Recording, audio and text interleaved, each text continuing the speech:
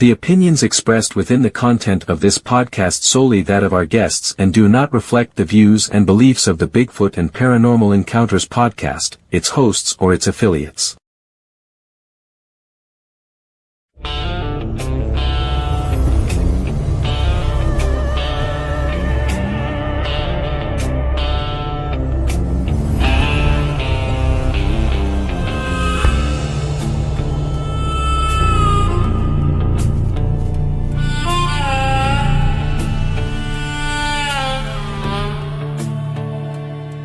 The sun sinks low in the Allegheny pines. There's a shadow moving between the timberlines. The city folks are sleeping, but the woods are wide awake. And there's more than just a wind making the laurel shake. Down a dirt track road where the cell service dies sits a man with a mic and the truth in his eyes. He's broadcasting live from the cryptid cabin floor, deep in Pennsylvania behind a bolted door. It's Bigfoot and Paranormal Encounters tonight, shining a lantern on the things that shun the light. Yeah, Dave Bruce is the pilot and the haunting stars now, so pour a stiff drink and wipe the sweat from your brow.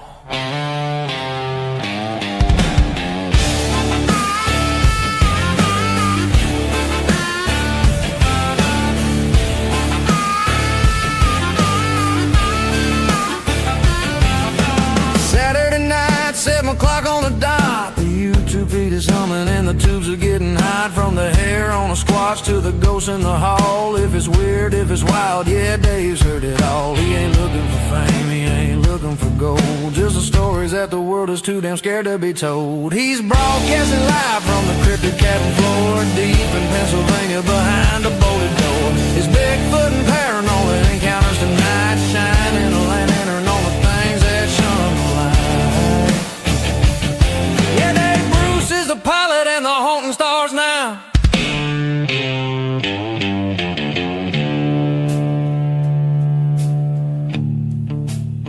7 p.m. Eastern.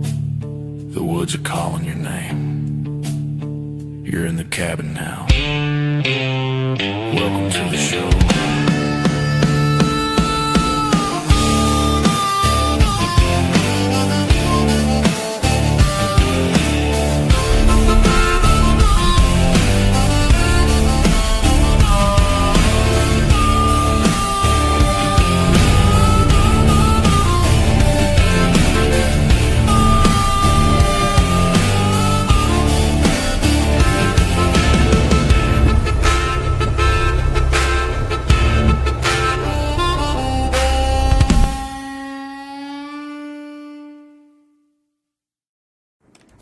Bigfoot and Paranormal Encounters podcast with your hosts Dave Bruce, Karen Reynolds, and Billy Reynolds. Sit back and enjoy the show.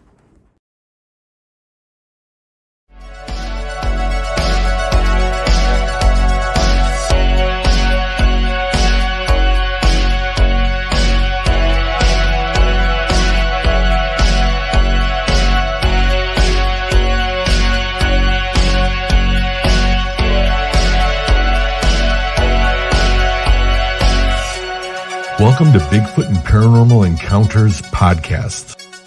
And now your host, Dave Weichert.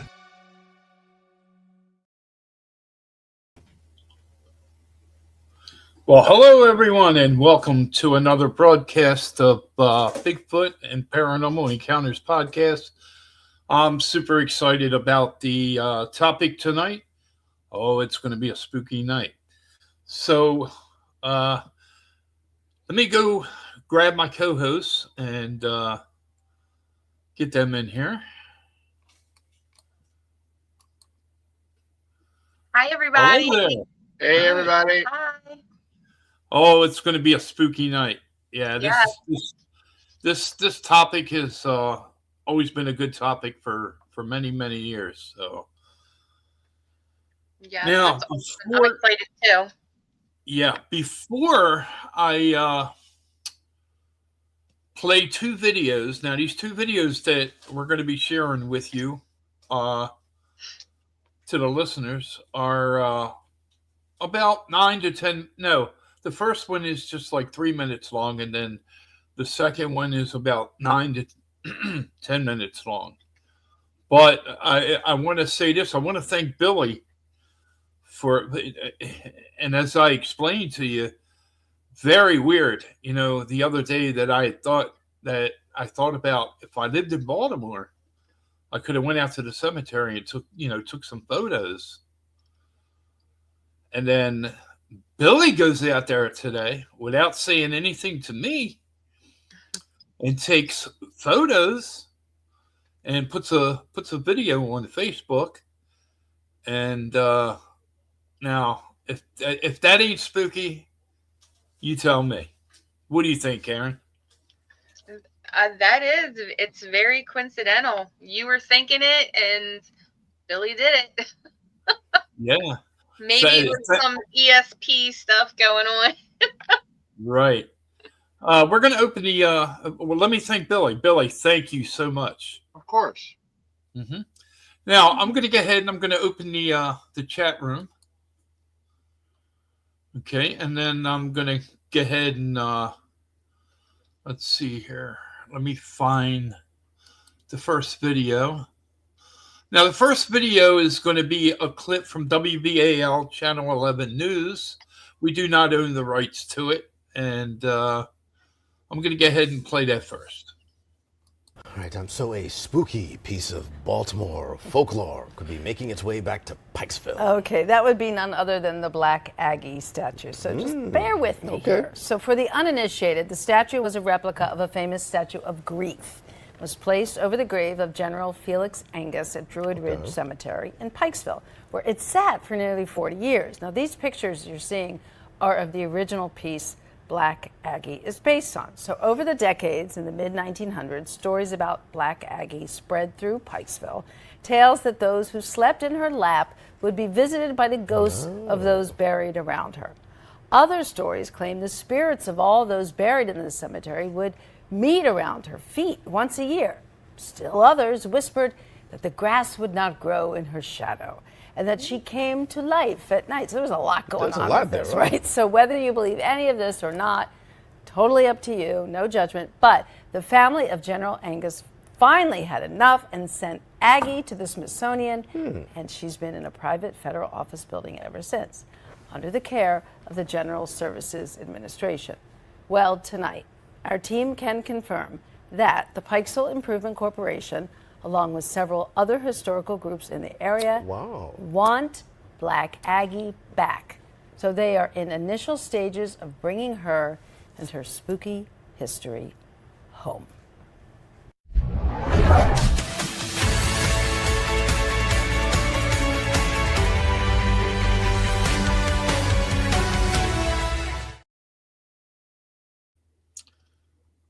Very interesting. Very interesting.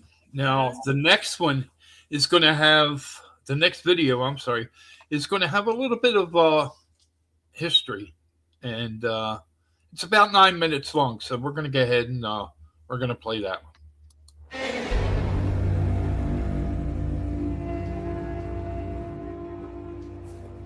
In the quiet corners of American history, some statues do more than just watch. They wait, they whisper, and sometimes they curse. Welcome to the haunting tale of Black Aggie, a statue shrouded in death, legend, and shadow.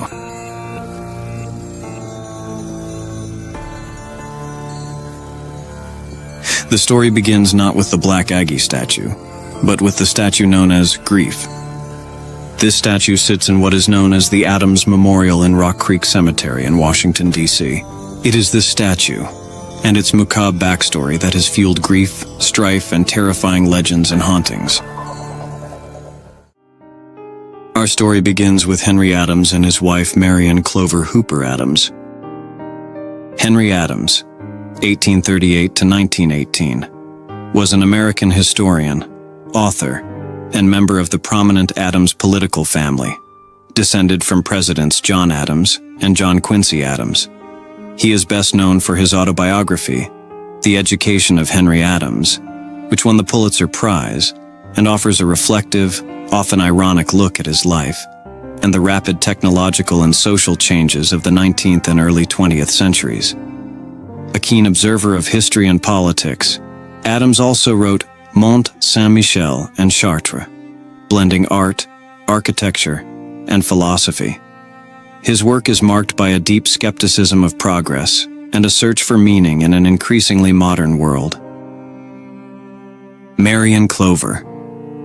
Hooper Adams, 1843-1885, was a talented American socialite and photographer, known for her sharp wit and keen intellect. She was married to Henry Adams and became a central figure in Washington, D.C.'s elite social circles. Clover was an early pioneer in photography, capturing candid portraits and domestic scenes that reflected her artistic eye and emotional depth. The couple had no children. Henry Adams and his close friend and brother-in-law John Hay decided to build adjoining homes on Lafayette Square in the early 1880s, driven by both their personal bond and shared social and intellectual circles. Married to sisters Marion Clover Hooper and Clara Stone, Adams and Hay were deeply connected through family, politics, and scholarship. They chose the prestigious location across from the White House to be at the center of Washington's political and cultural life. The idea of a joint residence reflected their deep friendship and mutual respect, offering both families privacy and independence while maintaining a close daily connection. Sadly, Clover Adams never got to move into this joint residence with her husband and the Hays. On December 6, 1885, at the age of 42, Clover Adams took her own life by ingesting potassium cyanide, a chemical she used in developing her photographs. She died in her bedroom at the family's home at the time, which was close to the construction site of the joint Hay-Adams residence. Her death was sudden and shocking to those around her. Out of respect and discretion, typical of the era, her cause of death was often obscured in public records. Clover's passing profoundly affected Henry Adams, who never spoke of her publicly again, and omitted her entirely from the education of Henry Adams. In silent mourning, he commissioned the world-renowned sculptor Augustus St. Gaudens to create a memorial unlike any other. This included a haunting bronze sculpture that intentionally reflects a sense of timelessness and contemplative sorrow, heavily inspired by Buddhism and Adams' exploration of Eastern philosophies. The statue, known only as Grief, though St. Gaudens despised the name, was installed at the Adams Memorial in Rock Creek Cemetery in Washington, D.C. It did not bear Clover's name, no epitaph, no dates, just silence, and a figure whose stillness was more unnerving than peaceful. How does this relate to the legendary Black Aggie who haunts the night and brings harm and dread to all who cross its path? Here's where things get intriguing. Sometime in the early 1900s, a man by the name of Felix Agnes purchased an unauthorized copy of the Grief statue made by Edward Ludwig Albert Pausch. Felix Agnes was moved by grief and wanted a copy at his family burial plot in the Druid Hill Cemetery in Pikesville, Maryland.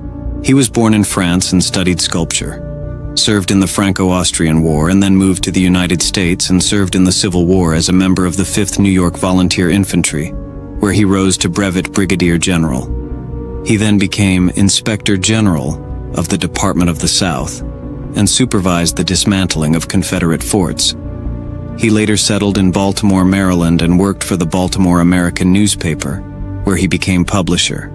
To set the tone for the ghost stories to follow, it's curious to note that Felix Agnes died on Halloween of 1925. The copy of Augustus St. Gaudens' sculpture stood watch at Agnes's grave. Although it was not an exact replica, it was a clear copy of the Century Grief a few miles away at the Clover Adams Memorial in Washington, D.C. After Agnes's death, St. Gaudens' widow Augusta raised a public awareness campaign to bring light to the fact that the statue in the Druid Hill Cemetery was an unauthorized knockoff of her husband's renowned grief sculpture. She even sought to bring a copyright infringement suit. Yet this effort was unsuccessful.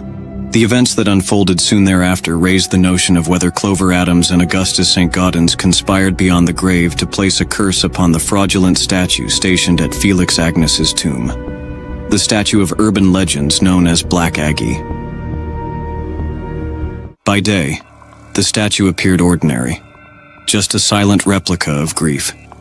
But once darkness fell, the myths surrounding her came alive.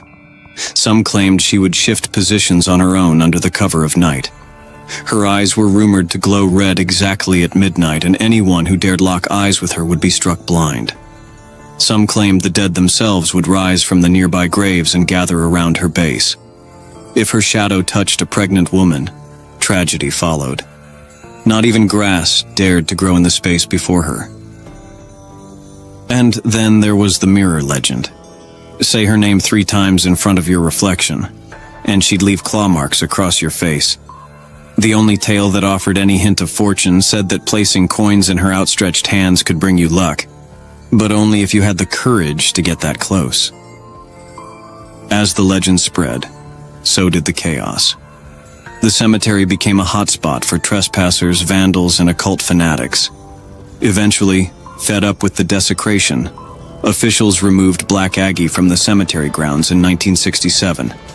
She was taken away under cover of night, almost as if they were afraid of what might happen if too many watched. She was placed in the hands of the Smithsonian in Washington, D.C. However, they never displayed her, most likely due to her status as a forgery of Clover Adams' memorial sculpture. Or were there other reasons to keep her from the public? More sinister reasons. Black Aggie eventually made her way to her current resting place, a quiet courtyard along Lafayette Park, ironically within feet of where Clover Adams lived and perished. Black Aggie seems to be dormant to the living around her, but is she silently mocking the restless soul of Clover Adams? The joint residence of the Hay and Adams family is long gone, and in its place stands the infamous Hay Adams Hotel. Clover Adams is rumored to haunt this beautiful hotel. Guests and staff report doors unlocking and objects moving on their own. These occur mostly on the hotel's 4th floor. There are also reports of apparitions and cold spots and faint cries without anyone nearby.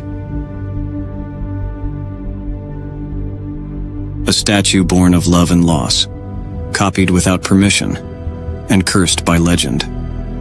This is the story of Black Aggie.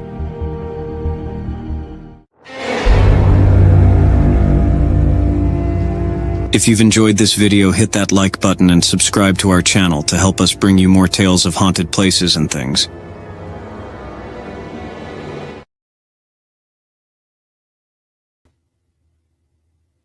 Okay, so let me go ahead and bring my co-host back in. All right, here we go. There we go. All right. Both of them placed.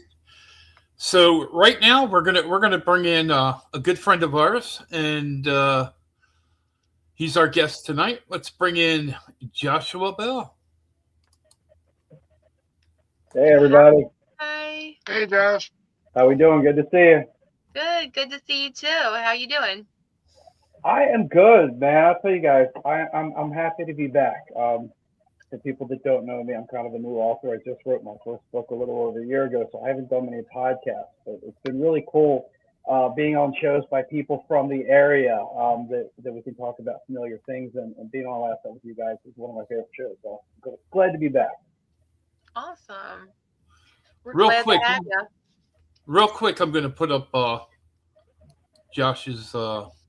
Thank you. Yeah, Mysterious Middle River.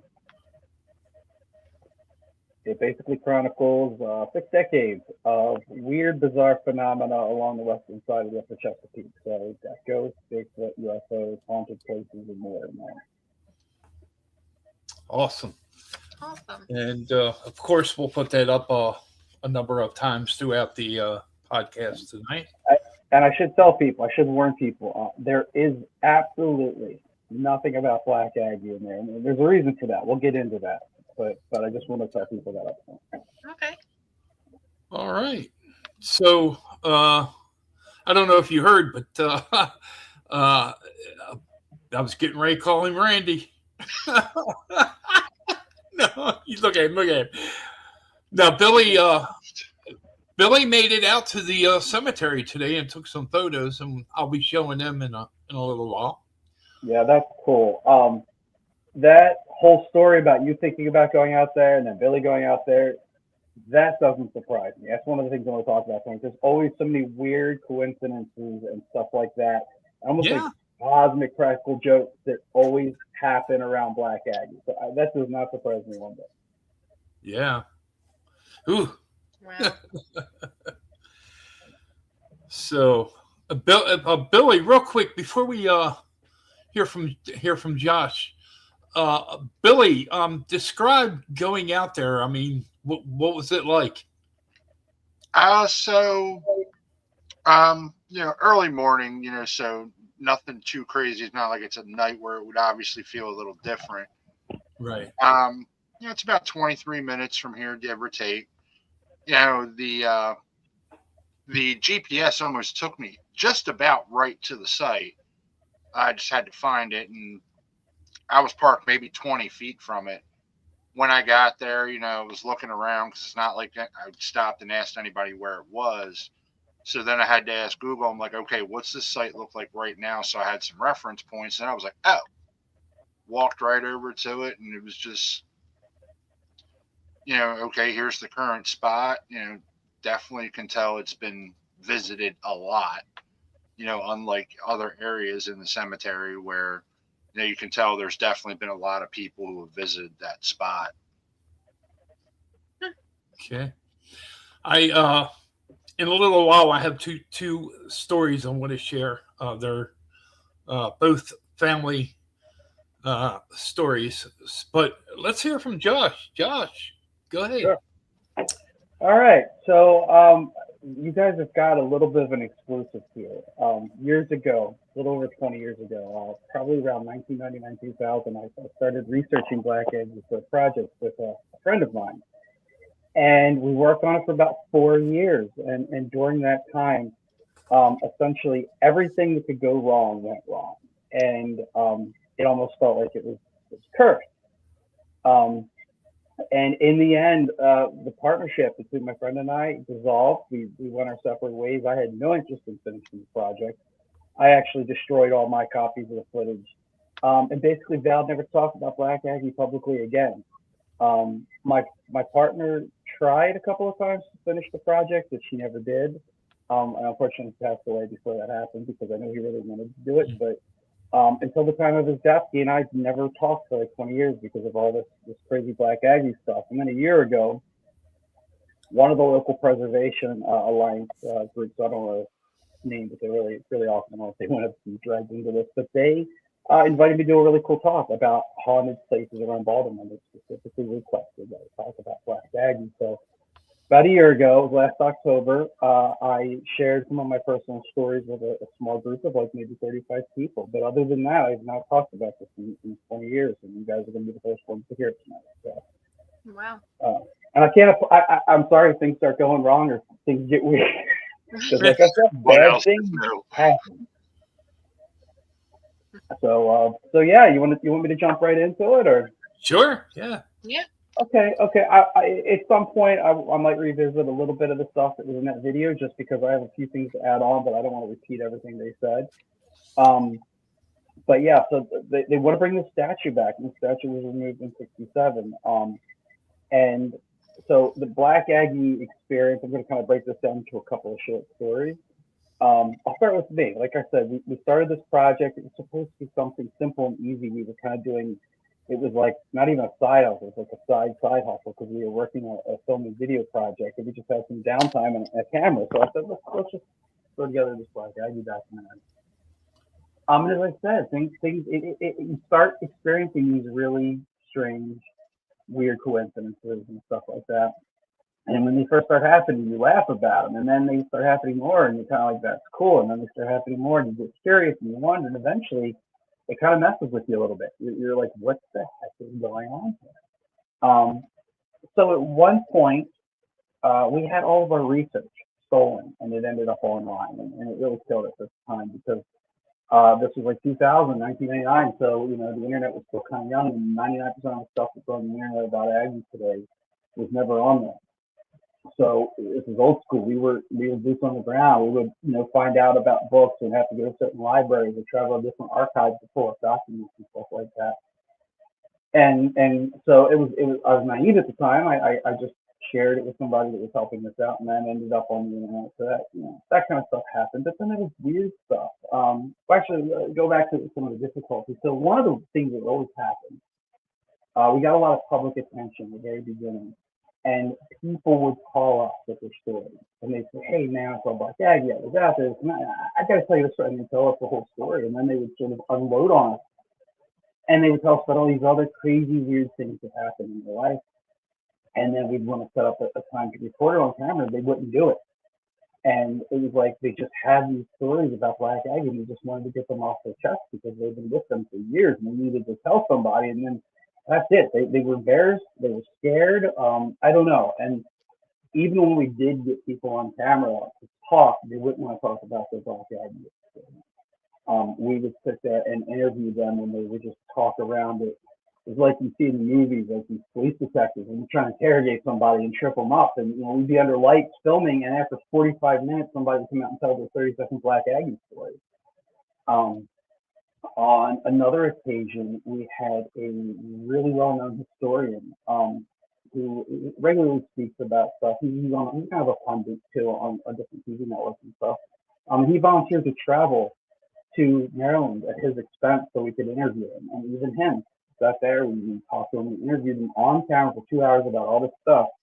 And he told me up front, I don't want to talk about any of the legends and the lore and stuff. I just want to talk about the real history of the facts. And I'm like, that's fine. We interviewed the guy for 2 hours. Awesome guy. As we're walking to his car, he's like, well, I had this really freaky dream about Black Aggie last night. It scared the heck out of me. And he tells us about this dream. And so it would be like stuff like that. It was just so hard. At one point, a company from California wanted to come and film and interview us and stuff, and at the last minute something happened and it fell through, and we ended up sending them some of our footage, and it aired. The episode was finished, and they never explained what happened, why they weren't able to come here. It didn't really affect me. I had less stuff to do, but things like that. There's a local TV person, I'm not going to name, they caught wind of it, and they did a whole story on it, kind of similar to what you played.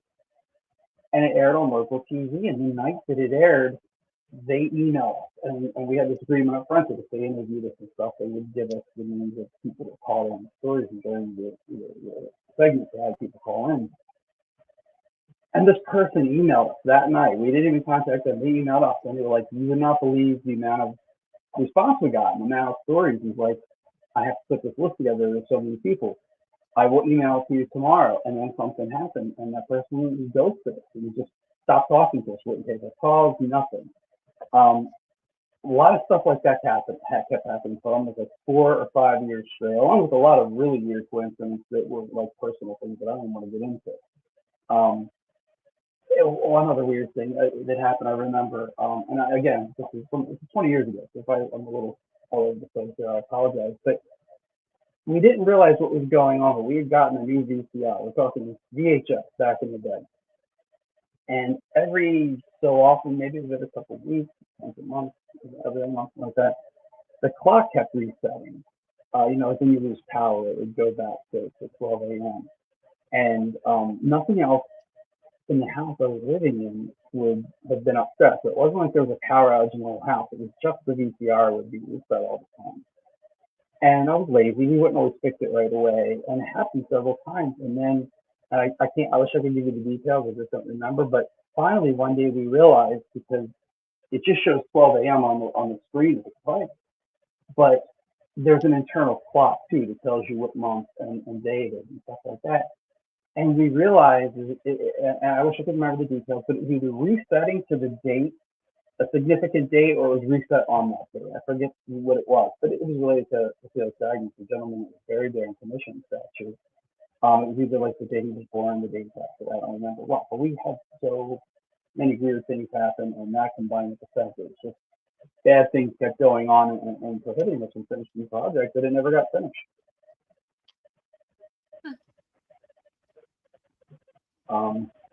You guys will hear some of the stories I remember that I heard back in the day. Sure. Absolutely. Yeah. So these are some of my favorites, and you heard a little bit in the video there at the beginning. Some of the legends talk about the eyes glowing red. People would dare each other to sit in the statue's lap. Supposedly, one person died of fright who tried to do that. It gets a little gruesome. People say that the pregnant women that walk in the shadow of the statue would actually lose their children. One of the stories that always stuck with me that I remember, which I thought was this is the kind of stuff that happened. So we were contacted by a woman who had been out to the cemetery to see Black Aggie when she was a teenager. Now this would have been like in the 50s, I guess. Actually, I apologize. It might have been later. But anyway, her father had originally gone out there as teenagers back in the day when everyone used to go out there. And now he was a father. He was taking his teenage daughter out and her friend to show them where Black Aggie used to be. So I guess it was after the 50s to the statue. Now, the teenage girl has grown up to a woman. She's the one that told me the story. So they pull up and they're parked in front of where the statue used to be. And, the dad's telling the stories, and she starts getting this really eerie feeling. And they're just parked. They're just sitting there. And she says to her dad, she's like, well, what happens if something goes wrong with the car, the engine dies? What happens if we can't get away? I'm scared. And he opens his mouth to speak, and before he can say anything, one of the tires falls out in their car. Just for no reason, tires just bam, blows out. And it scared her. Again, it stuck with her. I remember another gentleman we interviewed. He'd been out there, and they talked a little bit about the video you showed about the thing actually moving. And he could hear the roads, or the sound of roads blowing in the wind. The statue blowing the roads. And he saw it coming towards him, he said. And it was, it seemed like a nice guy. He didn't go out of his way and allow, make all these really crazy stories. He was one of the people that didn't want to be interviewed on camera. And then when we did, we interviewed him for an hour to tell that 60-second story. But those are two of my favorite stories that I remember hearing back when we were working on the project. I heard you guys had some stories to share tonight too. Is that right? Yeah, I'll do that in a few minutes. I want to throw these two questions up real quick from the chat room. Anybody had missing time? That's a good question, because I was just talking about the whole VCR stuff. I don't know. I can't think of any missing time stories. Something comes back to me. I'll bring it up, but I can't think of any. But that's a good one. Anyone think cryptids are related to witchcraft? That's probably a conversation or a question for you guys. I'm kind of new to the cryptid game. I just started writing about cryptids last year. But my personal opinion is I think all this stuff overlaps. I don't really have an answer. What Bigfoot is, what UFOs are, what witchcraft, what those are. But I think there's a lot of overlap between all that kind of stuff. What do you guys think?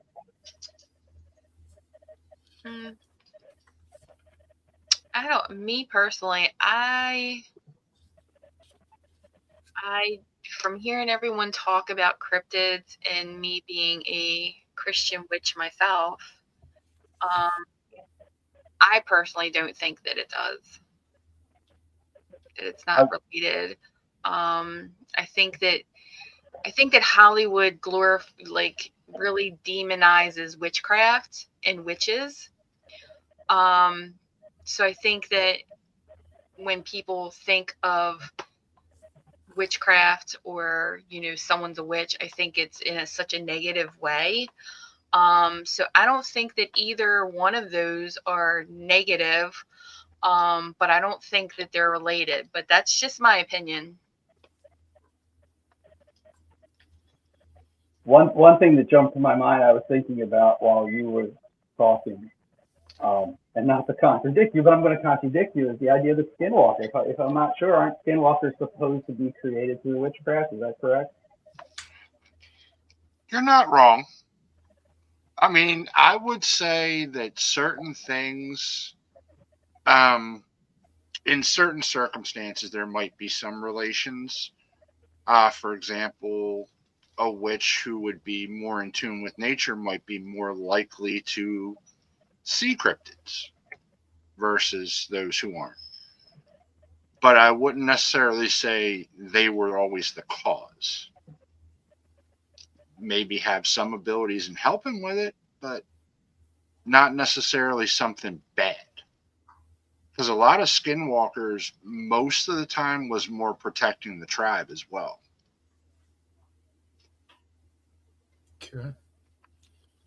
Now, with this question,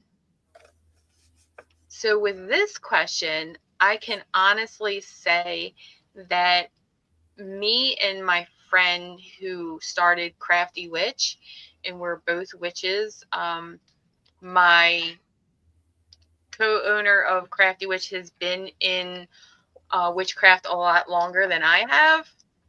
And I'll share a story. So there is a person, whenever he comes into the Dundalk Flea Market, that's where our shop is located. So whenever he comes into the Dundalk Flea Market, she gets a zapped feeling. So with that comment, yeah, I mean, I guess so. She feels it every time, like I said, this gentleman comes in, and I don't know if he's just has like a negative energy about himself or what the connection is. But I have, my friend has experienced like the zapped feeling. Okay. Just real quick, I think we lost Josh. Josh. Yeah. Hopefully he'll get back in there. Karen, I'm gonna put this question up for you. Pentagrams or etc. Open portals. Okay, there's Josh. All right, can you guys hear me or see me? We can hear you, We hear you, but no video. Not yet. Not yet. Not yet. All right, I might just switch to like a lower resolution camera because I have an external camera. Maybe I'll just try unplugging it. I will say we can hear you better now, though. Yeah. See, I knew you were going to say that. That camera's attached to the microphone I'm about to unplug. It should have been set up that way to begin with, and I messed that up. I wonder why the camera's not working. Well, we expected it because didn't you say that every time you talk about Black Aggie, something happens? Absolutely, I did. So we were talking about the questions. You guys were answering the questions. You want to sort of keep talking about the questions for a minute? Give me another minute to reset this camera situation. Yeah. Okay, keep talking. I'll try to come back as soon as I can here. So as far as this question, me personally, I mean, you can't control what other people do if they go into the woods and they, practice whatever darkness or negativity they do. So you can feel the negativity of others. So, yeah, sure, you could feel that in the woods as you're, walking through. Again, it's my opinion. Billy, what do you think? I mean, you're right. Sometimes you could literally walk into the woods and feel like you just should not be there that day. Yeah. And it could be woods that you've grown up in and been through your entire life. There are other times where it's the most peaceful place in the world for you. And other days, not today. Yeah, I mean, even if you sit there and either if you witness an argument or a fight, and you just especially if you're an empath like me, you just absorb that negativity. So yeah, I mean, that's a good question. But yep, and Josh did say that something always happens, so and sure enough, it did. I did say it was going to be a spooky night. And considering the feds own the statue now. Dun, dun, dun. All right, let's see.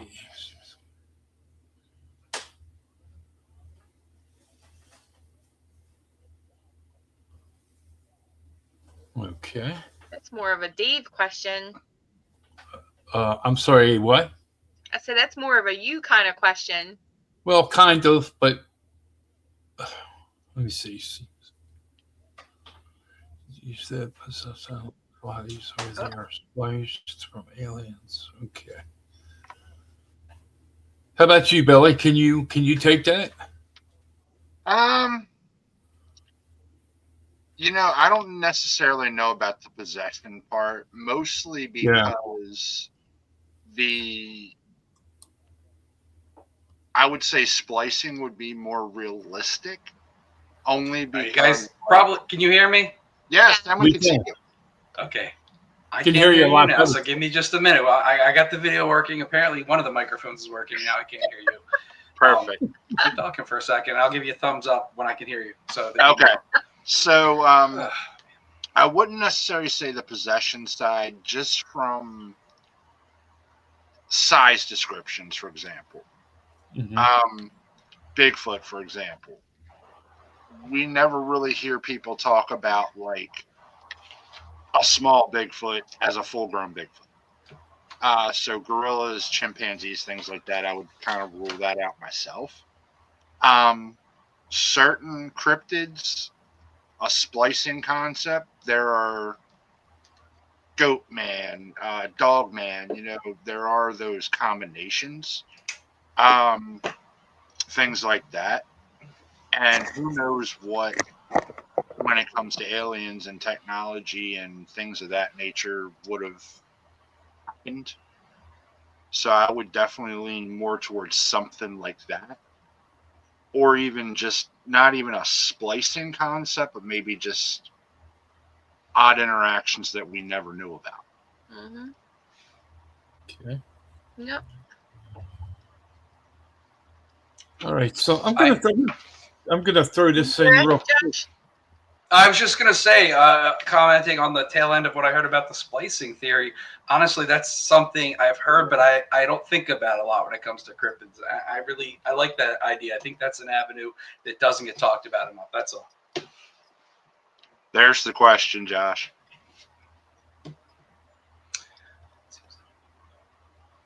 Okay. Okay, cool. I missed that part. I just caught you talking about it. But I assume you guys can hear, see, everything's good now? Yes. Yep.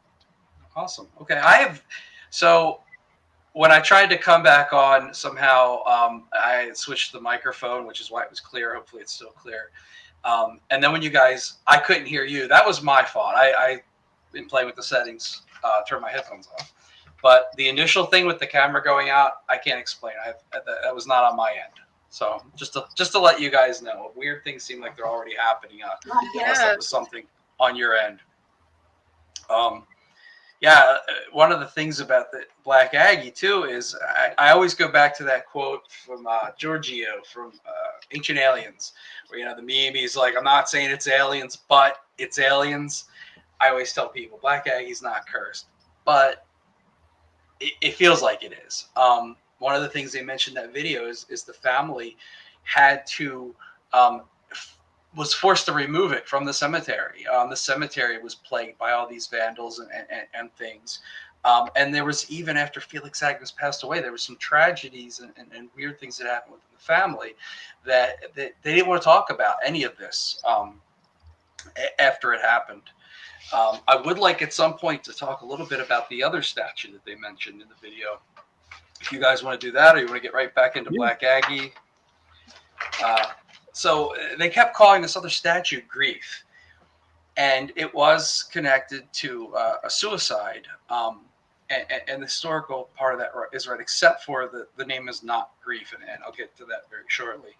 But yeah, after Clover died of suicide, and her husband, she suspected, was having an affair, and he likely was, and she blamed him for the suicide. He blamed himself. He was very, very heartbroken. He had this monument built, and a very famous architect that they even mentioned named Stanford White did all the beautiful granite setting that it's sitting in, and the bench, and surrounded by the stuff in the video. And when they tried to install that statue into Rock Ridge Cemetery, the cemetery and the church didn't want it in there. They thought it looked ungodly and unchristian, and they fought. And there was a very, very, very public battle to not even get that cemetery. Get that statue put in the cemetery. The gentleman, the architect, Stanford White, that designed that marble work, he also designed the marble work for Madison Square Garden. It's not the same Madison Square Garden that's there now. It's been burned down and rebuilt over the years. But at the time he was alive, he created all the marble at Madison Square Garden. Then he was murdered there in that building years later. And he was murdered by this very wealthy tycoon to a coal power empire, who believed his wife, when she was younger, was being drugged and sexually assaulted by Stanford White. He was in his 40s at the time. The girl was 16. She grew up and went on to become a very, very famous model. So it was like crime of the century is literally what they call it. So yeah, he just was designed the bench and the setting for this, and he gets murdered. And the guy that allegedly, or I guess did murder him, he was let off for insanity. I suppose, they basically said he was not mentally stable. Felix Agnes, the guy that's buried under Black Aggie, he commissioned the statue. The official story is that he was sort of tricked into thinking they could make illegal copies of the statue, and they brought in E.W. Pausch, a sculptor who has some other good sculptures along the East Coast, especially. He has some stuff, I believe, at Antietam and two at Gettysburg. Which is cool. He's a great guy as far as artistically, but they didn't have permission to make a copy of that other statue. And so there was a huge lawsuit, like they mentioned in the video, but the video failed to mention Black Aggie is the reason for the very first amendments to the U.S. copyright law. Because of this illegal copy, because of Black Aggie, because of all this publicity, and because of the original statue, they literally changed the copyright laws in the United States. First time Black Aggie. But getting back to the name of that first statue, and I don't know if you're able to show it, David, but I sent you a message right before the show, and that's a picture of the other statue when I was there at some point. But the guy that commissioned it, there are no words on it. There's no names on it. And these people buried under it, and he commissioned to honor his wife, and there's no names on it. There's these two wreaths that are interlocking that I guess you could say represented marriage and two rings. But John Henry Adams was adamant he did not want that statue to be named. He didn't want it to have a name. And this is what he said. And this is what Black Aggie is based off. Keep that in mind. Adams said, the statue was meant to ask a question, not to give an answer. And the man who answers will be damned to eternity like the men who answered the Sphinx. So Black Aggie is based off of this statue, who the guy that commissioned it and approved it and had it set in and everything else says it was never supposed to have a name. And anybody that tries to give it a name is going to be damned to eternity. That's the foundation of Black Aggie. That's where Black Aggie got started. But so bad things keep happening around the statue. And when it was removed, everybody thought that it was an actual physical copy of the first statue, because two copies had been done. So at this point, we're talking about 4 of these statues in total. And so it was donated to the Smithsonian. They were interested in it because they thought it was an actual physical copy. And even they got screwed over, for lack of a better term, because when they got it, they realized it's just kind of a cheap imitation. It wasn't actually molded off of the original. So for a long time, Black Aggie was just sort of put in an outdoor storage and sat there and kind of forgotten about. And everybody in Baltimore thought she was in the Smithsonian attic somewhere, and the Smithsonian didn't even know she existed at that point because they just put her outside. And eventually some government employees were walking by one day. They saw it sitting there. They got curious. They recognized it as a copy of the Adams Monument. And they knew, as the video showed, that Adams had lived in Lafayette Square near the White House. So they basically went through the government, the GSA, which handles like excess materials and stuff, and was like, hey, this is sitting in a ditch. It would be really good over here. And they did move it. So the Black Aggie statue from Baltimore, as they said in the video, it's in the federal courts building. There's a courtyard, and it's attached to the Dolly Madison house, which is interesting because the Dolly Madison house is supposedly haunted. And when I went there on one occasion to take photographs of the statue, of course, federal court guards came out and asked me, hey, man, what are you doing here with cameras and stuff like that? So I got to talking to them. And they all agreed. They all told me that the building is haunted. They said they hear music in there at night and things that shouldn't be there, that doesn't exist.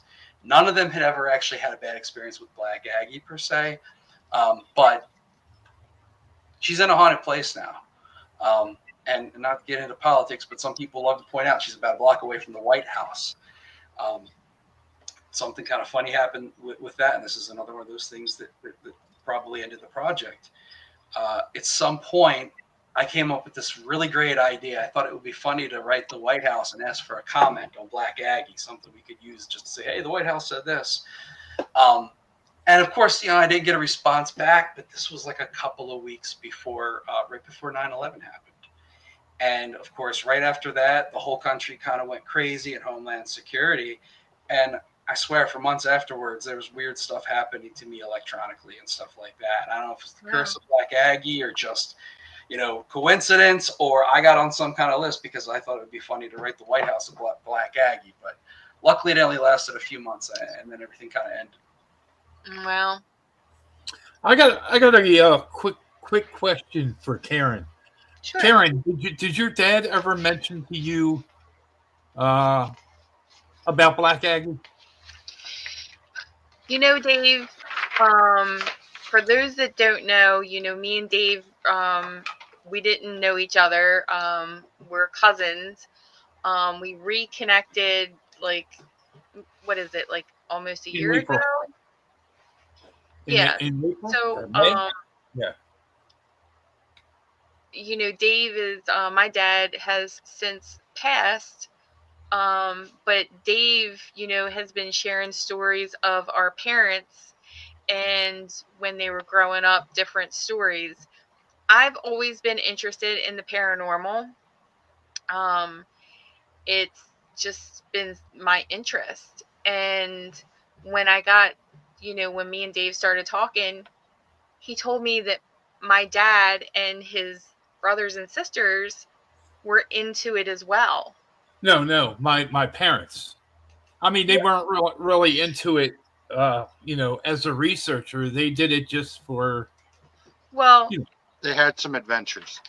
Right. They would go out for adventures. That's what I mean. They went to what was it called? Suicide Bridge, or they did a bunch of, just urban legend stuff around Maryland. So, but no, he never mentioned Black Aggie. I do know for sure that Donna's father tagged along when they would go to Black Aggie. And I want to throw this one in there real quick. I interviewed my cousin, which is on my wife's side. She said she sat in Black Aggie's lap, and she was pregnant at the time, and she felt a sharp pain in her side. So the friends that she was with helped her down, and she ended up having a miscarriage. Wow. And she's deceased, now.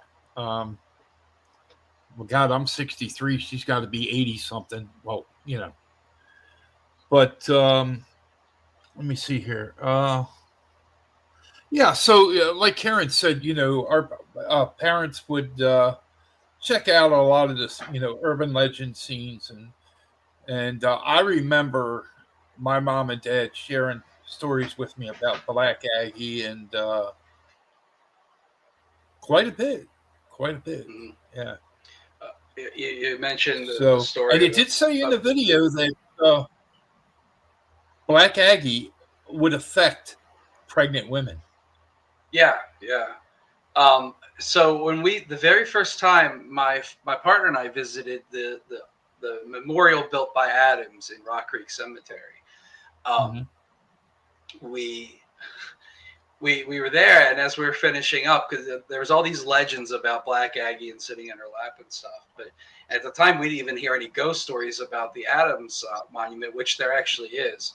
But anyway, my friend, as we're about to leave, he's like, "Why don't we sit in its lap?" And I'm like, "Really?" And he's like, "Yeah, let's do it. So he sits in the lap. I have a picture of it. I think I still have it somewhere. And the next day he started bleeding internally. And it got to the point where he actually went to like emergency care or something. I don't know. I wasn't with him. I don't know if he went to the emergency room or what, but he went to the doctors that day, and they confirmed that he had some bleeding, but they couldn't explain it. And after a couple of days, it stopped. But it happened the day after he sat in the statue's lap. It's weird. Wow, that is weird. Very coincidental. Well, now, Josh, let me ask you this: there was an incident where a guy was arrested because Black Aggie's arm was cut off, and he told the police that Black Aggie did it herself. He did. At least that's the story. Right. So that happened in 1962. It was a gentleman from Dundalk. I know his name. I'm not sure if he's still around, so I'm not going to say his name. We'll get back to Dundalk in a second. So there's actually another Black Aggie Dundalk connection. No. Was it Billy in another life? Hey. I would not have been caught. I like that answer. It's a good answer. So the story is this gentleman was out there, cut off Black Aggie's arm, and was legally forced to reattach it. That's the story, 1962 from Dundalk. It was in the local papers, so I confirmed that it was released in the local papers, but here's part of that weird Black Aggie cosmic joke. I've been around Black Aggie a bunch of times, and I've inspected it. And you can feel like the original seams of the bronze sculpting and everything else is smooth. That statue was never affected. Nobody ever cut off that arm. That did not happen. Now, here's the thing. And I'm sure Billy saw this, but there's another statue maybe about 30 feet away called the Gale Memorial. Did you see the other one, Billy? The angel? Yes. The one that's sitting there. Well, if you look closely, she's holding a ribbon of flowers representing life, and she has these shears, and she's cutting the life short. Well, the middle section of that ribbon is missing, and if you look, there's hacksaw marks all there. So that story obviously was connected to the Gale Memorial. It had nothing to do with Black Aggie, and it wasn't a hand. It was the garland, but somehow that got misconstrued as happening to Black Aggie. And then just to add a whole nother crazy level to this, and this is one of those things, I'm probably the only person in the world knows this because it's so stupid and dumb. So there's another cemetery on the opposite side of Baltimore called Loudon Park Cemetery. And in the early 1970s, they published a book about the history of Loudon Park Cemetery. And lo and behold, there's a picture of this damn statue, the exact same one, with the garland and the shears. And I'm like, this is just crazy. It's just another weird coincidence. So I went out there to Loudon Park Cemetery and spent over 2 days there, and I walked every inch of that cemetery, and that statue was not there. It didn't exist. And this is in a book that cemetery published about their own history. This wasn't like a third party that wrote the book. Right. And then I took that book out to Gerald Ridge Cemetery, and sure enough, not only was it that statue, but I could line up every other marker in the background. That was a picture that was taken at Gerald Ridge Cemetery of this Gale Memorial, and somehow it ended up in this other book attributed to a completely different cemetery. It was kind of weird. Wow. You know what's crazy? I actually was going to take a picture of that statue, but for some reason I didn't. Because I was going to get a picture of the angel statue that's there. And then behind that, off to the right, there's a rock that actually has a statue of like flowers on it. Okay, I'm not as familiar with that one. It's like a casket flail basically on a rock, like kind of like this way from the angel statue, like 10 or 15 feet from it. It's probably in that photograph I was talking about. Yeah, that statue, I think it's gotten mistaken for Black Aggie a lot over the years, because sometimes you read places, people are like, oh, it's still there, it's still there. I'm like, well, no, there's another statue 30 feet away of a life-size hooded figure. It makes sense that they would think that that's Black Aggie, but it's not. As Billy said, you can. Oh, sorry, go ahead. I will not lie to you. When I first got there, even though knowing Black Aggie's not there currently, that's the statue I started walking towards, because I was thinking maybe they put this in place.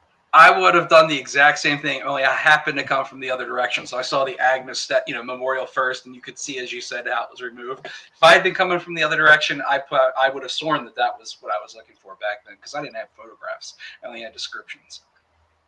But it's just the whole Gale Memorial. It's a whole nother weird thing. But getting back to Dundalk for a second, real quick. So Felix Agnes, the Civil War guy that commissioned Black Aggie, is buried there. So he met a woman here in Baltimore and married into the family that ran the Baltimore News American newspaper for 200 years or something. And he was the publisher, the editor of the newspaper.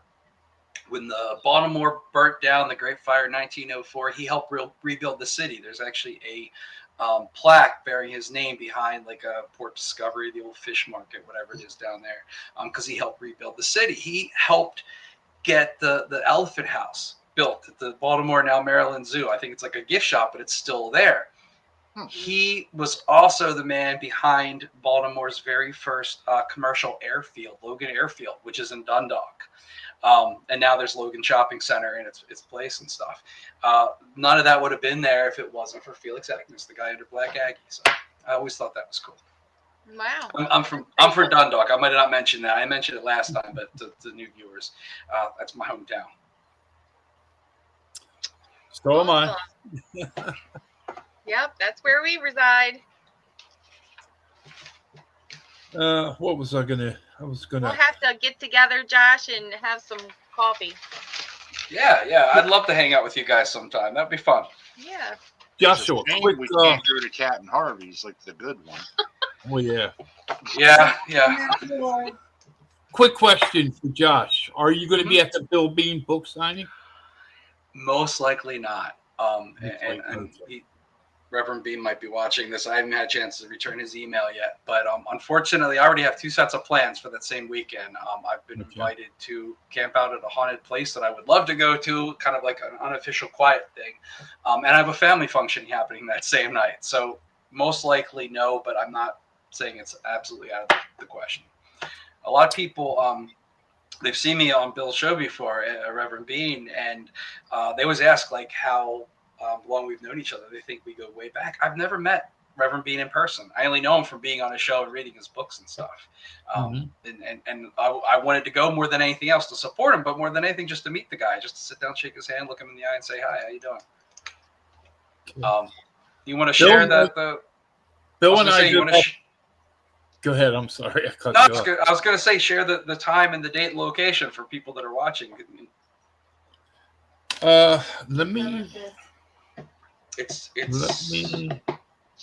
not 5th. It's September 5th, yes. September 5th. Now the rest I forget. It's in Glendale. At Glendale Fire Station. Okay. And that's Reverend Bill Bean's new book. It's I get to see a preview copy of it. It's really cool. It's basically all this photographic evidence from the last 20 years compiled together. Angelic, demonic, UFO. It's all there in one book, which is kind of cool. I've been really excited about it. Actually, one of my photographs that I took when I was traveling with him to Alabama, we were in Tennessee, and he had pointed something out, and I stuck my arm out of the vehicle and took a picture, and it captured a UFO. And I was on the Bill Bean show last night. He showed that picture. I asked him to send me a copy of that because I don't know what I did with mine. But is it in the new book? I don't know if I've seen it. I can't remember. Send me pictures. Cool. I have to check it out again. Yeah. I already pre-ordered my copy off of Amazon, but if I go see him in person, I got to get one from him too. Okay. Very cool. Right now, I'm going to show Billy's photos from today. Okay. Yeah, let's see him. Yep, that's Felix Agnes.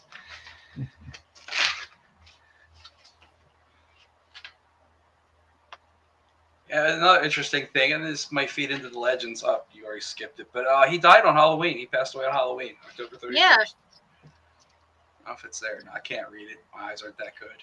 Yeah, it definitely could have been cleaned up. It's the photo's fine. It's just my eyes, man. I'm just old. Well, the memorial definitely could use some attention. Oh, yes, yeah. Especially there's literally still graffiti like in the bronze and stuff. They were spray painting everything back in the day, and they cleaned that stuff off. But yeah, It's so sad that Yeah, people there's have to like, feel the 2 need more. to do that.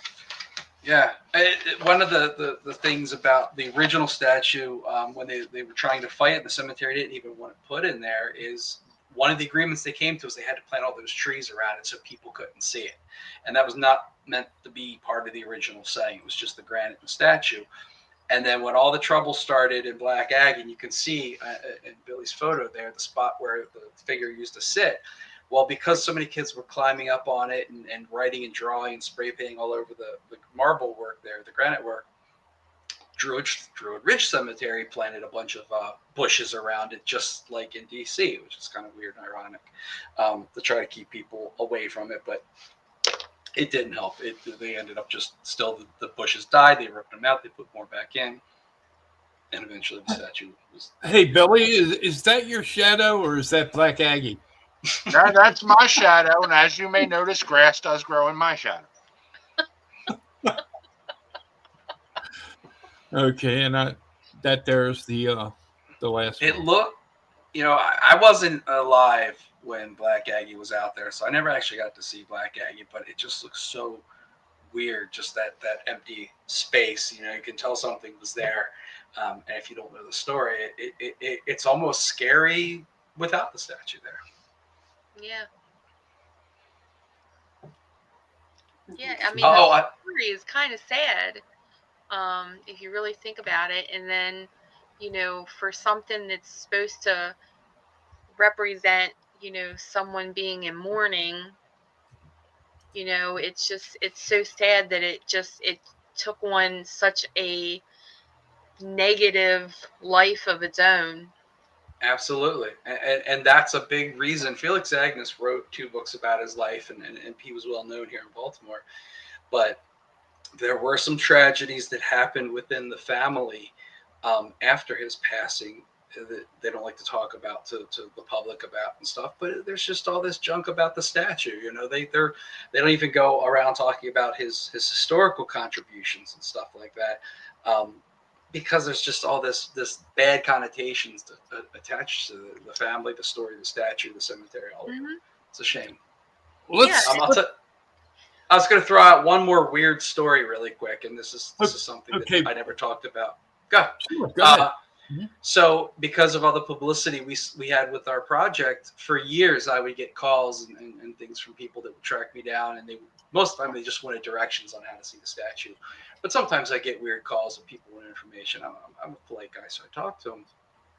And I was sworn to secrecy. I wasn't supposed to tell this to anyone, but it's been 25 years, so I'm going to tell you all. But I got a call from Harvard University. The professors there, 2 of them were working on a project about art that physically affects viewers, and they were interested in studying Black Aggie. And so they needed some background information, and they asked that I not tell anybody that. And so I'd given them the stuff they needed to know. And then when I just asked about their project, they just refused to talk to me about that. Wouldn't say anything about what they were working on at all. So that's all I know. It was 2 professors. They were working on a project about art that physically affects the viewers, and the 2 gentlemen were traveling to Washington, D.C. to see Black Aggie. Interesting. Okay, I'm going to start with Josh. Josh, what's your opinion? Is Black Aggie going to be brought back, or no? Or yes? So here's the thing. If I have to guess, I would say no. And the reason is because there have been other efforts in the past to bring Black Aggie back. but they weren't as well organized as the new one, and the new one has several different local historical groups into it. So it sounds like they got a lot more power. It's just, I know from the history side of it that it took a lot of government work and red tape and bureaucracy to get the thing taken out of that outdoor mode it was sitting in downtown DC and have it moved 15 blocks or whatever it was and put on display. It took so much work and time. You know, you can't just say, hey, can I have my statue back in the Smithsonian, the GSA, and now I don't know who owns it over at the federal courts building, but you know, and they've moved it around a couple of times too. So they put some thought. They know it's there. They care about it. They care where it's placed. I don't think that it's going to be handed over very easily. I am curious if it comes back to where it's going to be put, because it wouldn't surprise me if it ended up in a local museum as opposed to back at the cemetery. And I think that might be a better idea than to get all that other stuff started. But I think it could go either way, but my best guess is no. Black Aggie will never come back. Okay, Karen? So I'm going to answer it like this. I hope not. And I only say that because of how our society is today, with the lack of respect for things, especially something so sacred as a cemetery. And she was already vandalized. So with that, I say I hope not. I hope that maybe they do something like Josh said, maybe put her in a museum where no one can touch her. Yeah, they've got it's the Baltimore City or Maryland Historical. I forget which one it is, but they have RCA, the dog, and the record player on top of the building. Now that was a statue that they, I believe, had left Baltimore and they brought back. Like that would be a perfect place for something like that. Right. Even the Visionary Art Museum or something, because you know you're going to have all these curiosity seekers and paranormal investigators and weirdos like me that's interested in this stuff running out there. So it'd be better off if it was in a museum or someplace and not a cemetery.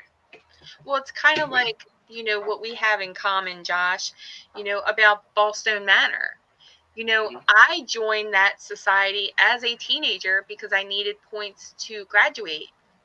And to me, that was just, I was a history nerd that enjoyed it.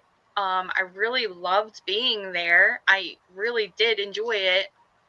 And then, you know, we never had like paranormal groups come in and, you know, actively want to investigate.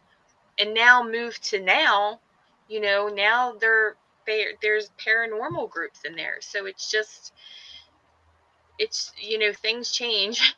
But the important thing too is, and I know this because, as you know, I went on the recent investigation. From what I understand, it was like the first one in 10 years and possibly the second one ever. But it was very, very regulated. There was a park ranger there. There was all sorts of volunteers helping everybody to make sure that everything went smooth, nothing was disturbed or disrupted. Yeah. You know, and you're not going to have that control if you put Black Aggie in a cemetery. It's just going to be a free for all over again. What do you think, Billy? You think Black Aggie's coming back? I got a double-edged sword on that one a little bit. I hope not as well, just because, again, people are horrible. You know, some of the things in my research, you know, and it's kind of sad to me, and I was telling Karen this, that considering where it is now, a lot of people, like those federal workers, it literally mentions how they walk by it every day, don't give it a second glance, don't even know the stories. And it is kind of sad that they don't, but it's also a good thing that it is protected where it's at and doesn't generate news stories. Right. I mean, it's at the courtyard it's in there's lunch tables there. The employees from the court building and people there come out and sit there and they have their lunch next to, literally in Black Aggie's shadow every day. Right. Okay. And it mentions how a lot of those people don't even know that it's anything but a statue. Yeah. I mean, the only people I spoke to were the security guards there. They spoke to me. But they're responsible for everybody coming and going and making sure they know exactly what's going on the property. And none of them knew the story. They had no idea until I told them. Wow. I'm not saying none of them, but none of the ones I talked to didn't know about it. Right. And see, I don't know whether that's more sad or just a good thing at this point. You know, losing the history where it is, but at the same time, Right. you know, not creating new stories and issues and isn't a bad thing either. Yeah. Yeah. Dave, what do you think? Dave, what do you think? Yeah. I don't know. I don't know. It's a good thing because with the kids. Just give us what's on your brain. Let us know. I don't think the cemetery would be for it. Well, Shard just said because of, you know, just like Billy said, just how people are, you know, today's society would probably destroy it. Yeah. So, but like I said, I don't know. It's like, I don't know. I know one person that can bring it back, but I'm not going to mention that person's name. Oh, I'm curious. Who has that kind of power? Like, who has that kind of power, Karen? Bigfoot? I'll pick it up and carry it down. No, nobody noticed. No. I don't know. Walking down Who has 95. that kind of power. Yeah. I was gonna say I mean, Black Aggie's not that big, but I know a little bit about the history of the people that moved some of the stuff from the Enchanted Forest to where it's at now in Ellicott City and Clark's Farm, and man, the political strings that had to be pulled and all just to pull in favors for some of that stuff is crazy. And that's like, you know, everyone loves the Enchanted Forest. It's everybody's childhood memories and all. Now we're talking about an evil possible statue that they want to bring back. I don't know if that many politicians would want to get involved. Right. Yeah, I mean, I'm sure that there is, so don't come at me for this, but it would be cool if there could be like a Baltimore like folk legend museum that she could be a part of, you know, like have Captain Chesapeake's, you know, little Loch Ness monster in there along with Black Aggie. Mm-hmm. Yeah, absolutely. And I mean, nowadays there's I don't know if there might, like you said, there might be one specifically already in Baltimore, but there's all sorts of paranormal and haunted museums popping up. You guys love to talk about the Snallygaster. There's even a Snallygaster museum. If Snallygaster gets its museum, Black Aggie can get a museum, I think. Hey, Karen. Speaking of Captain Chesapeake, back when I was doing back when I was doing karaoke, I had a guy come up to me and put in for a song, and he come up and he sang his song, and then you know, I told him he was a pretty good singer. He says, "Do you know me?" I says, "No, first time I've met you." He said, "Do you know who I am?" I said, "No." He was Bruce the Bird from Captain Chesapeake, the voice of Bruce the Bird. Yeah. Shut the front door. Yeah. So, do you guys remember the name of the sea monster on Captain Chesapeake? Chessie. What was it? Chessie. Say it again. I heard somebody in the background. What did they say? Monday. It was Monday, but I always remembered it as being Chessie, and I thought I was the only one for years. And then I was at an event, and Risa Miller, who you guys probably know, she was speaking about cryptids, and she brought it up and called it Chessie. And I was like, I'm not the only person that remembers. It's like a Mandela effect. Yeah, I always remembered it as being Chessie, but it's Monday. Yeah, I remember it being Chessie too. Now I gotta find my. Well, ahoy, crew members! We learned something new. Yeah. Billy's looking at Traffic Jam Jimmy was the voice of, or he was the Monday, the sea monster. Yeah. Oh, wow. Channel 45. Yes. All the people from out of state are just listening to this and getting bored and turning it off right now because we're just reminiscing about our childhood TV heroes or whatever. They're like, we don't want to hear about this Baltimorean Yeah. stuff. Let's do this. If there's anybody in the chat room that has any questions about Black Aggie or for Josh, or sure, please put your comment in all caps, and we'll be more than happy to answer your question. So while they're doing that, I want to go back to Ballstone really quick. Sure. Karen, you mentioned that, and that was a place you said you used to volunteer there. And when I wrote my book, there's literally one sentence in there about Ballstone, just because I kept hearing that it was haunted, but I didn't know anything about it. And I'm not really a ghost hunter, but I know the people that were doing the recent investigation, so I tagged along. And some interesting things happened. I've never been on a ghost hunt before anywhere, and I've only been on a handful where anything intrigued me or impressed me. They divided the property into three places, and for people not from the area, it's just a historical mansion in the Essex area. But we started off in the little building in the back, in the little kitchen dining room area. And I personally don't believe in the paranormal equipment. I think if you're going to measure for electromagnetic readings, the last thing you want to do is carry a backpack full of equipment into a small room and start doing that. Sure. But the people I was with, they had all that stuff. So of course I was paying attention to it. I was documenting it, and things were just kind of going off like crazy. And I was there with my meteors sort of trying to debunk it. And it didn't make sense because like I was getting some radiation coming off of the AC every time it would kick on, the central AC and stuff. But that was like nowhere near where that was happening. At one point, the door of the building on the side there just opened on its own, which maybe somebody left it halfway closed. I don't know. I went outside to take some pictures just because I was following a guy out there, and he very quietly told me that he saw a shadow move past the outside. So it was on the other side of the curtain, but he could make out a shadow. And he said it was like humanish, but like child sized. It wasn't an adult, because there was a bunch of groundhogs out there. I was like, you sure it wasn't this? He's like, no. And he showed me exactly how tall it was. And he didn't tell anybody else that night. And I thought that was intriguing. So those things were interesting. We went inside the main house and nothing really happened in there. But at the end of the night, we were out at the cemetery. There's a bunch of people around, and a couple people wandered off, and I just followed them. And they were filming, and we're on it's a golf course, and we're probably, I don't know, 100 feet more away from the cemetery. And at one point, I hear somebody walking up behind me, and they pass me, and they go join this little group that's recording. And then somebody else is coming, and the guy who's like 20 feet in front of me, he must have heard it too, because he's trying to video record, and he yells back. He's like, is somebody walking? And I said, yeah. I said, somebody else is coming. It's not me. I turn around, there's nobody there. And I've got my flashlight, and I can see straight across the length of the fairway there, whatever it is. And I can see all the way back to the cemetery, and I'm nowhere near any of the trees. There was nobody around me whatsoever.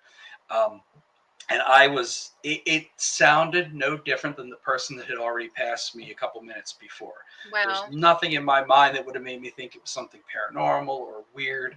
And even afterwards, people were like, oh yeah, we have all this evidence. And I'm like, I don't know. I just can't get over it. This sounded so real, so physical. And it wasn't until I turned around and confronted the person that it stopped. So I thought that was cool. It was one of the only paranormal experiences I've had recently. And it was at Ballstone Manor. That's awesome. Yeah, like I told you before, when I worked there, and they shut the house down for when they had the reenactment, and of course, no one came to tell Karen that. So, I was in the back bedroom by myself, and I started hearing footsteps coming up the very steep steps. So can I interrupt you for 1 second? Sure. Because you brought this up the last time I was on with you guys, and I was curious. So when you say back bedroom, when you walk to the top of the stairs, are you going to the right or to the left? So when you walk up the stairs, I was all the way to the right. Okay, so there's like one room, and then there's another room kind of. Yeah. So you were in the second room, the one farthest from the stairs? I was the one farthest. Okay, I'm sorry. Go ahead. So they refer to that as the child's bedroom. Right. Okay. There's still stuff there today, children's bedroom stuff. Okay. So I'm sorry. Tell your story now that I know where it at. Tell your story. So that's where I was, and everybody kind of like left me, and I started hearing footsteps coming up the steps, and I heard like people walking around. So I didn't think nothing of it. I didn't know that nobody was there.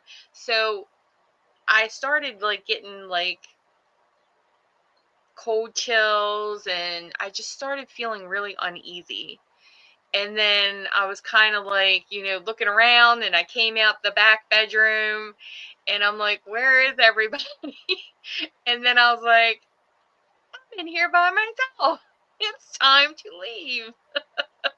I hope everybody's all right. I know Billy kind of vanished, and now I can't see Dave, but yeah, I think Billy's trying to find the whole Captain Chesapeake thing. Okay. I think he's in denial about Chassis.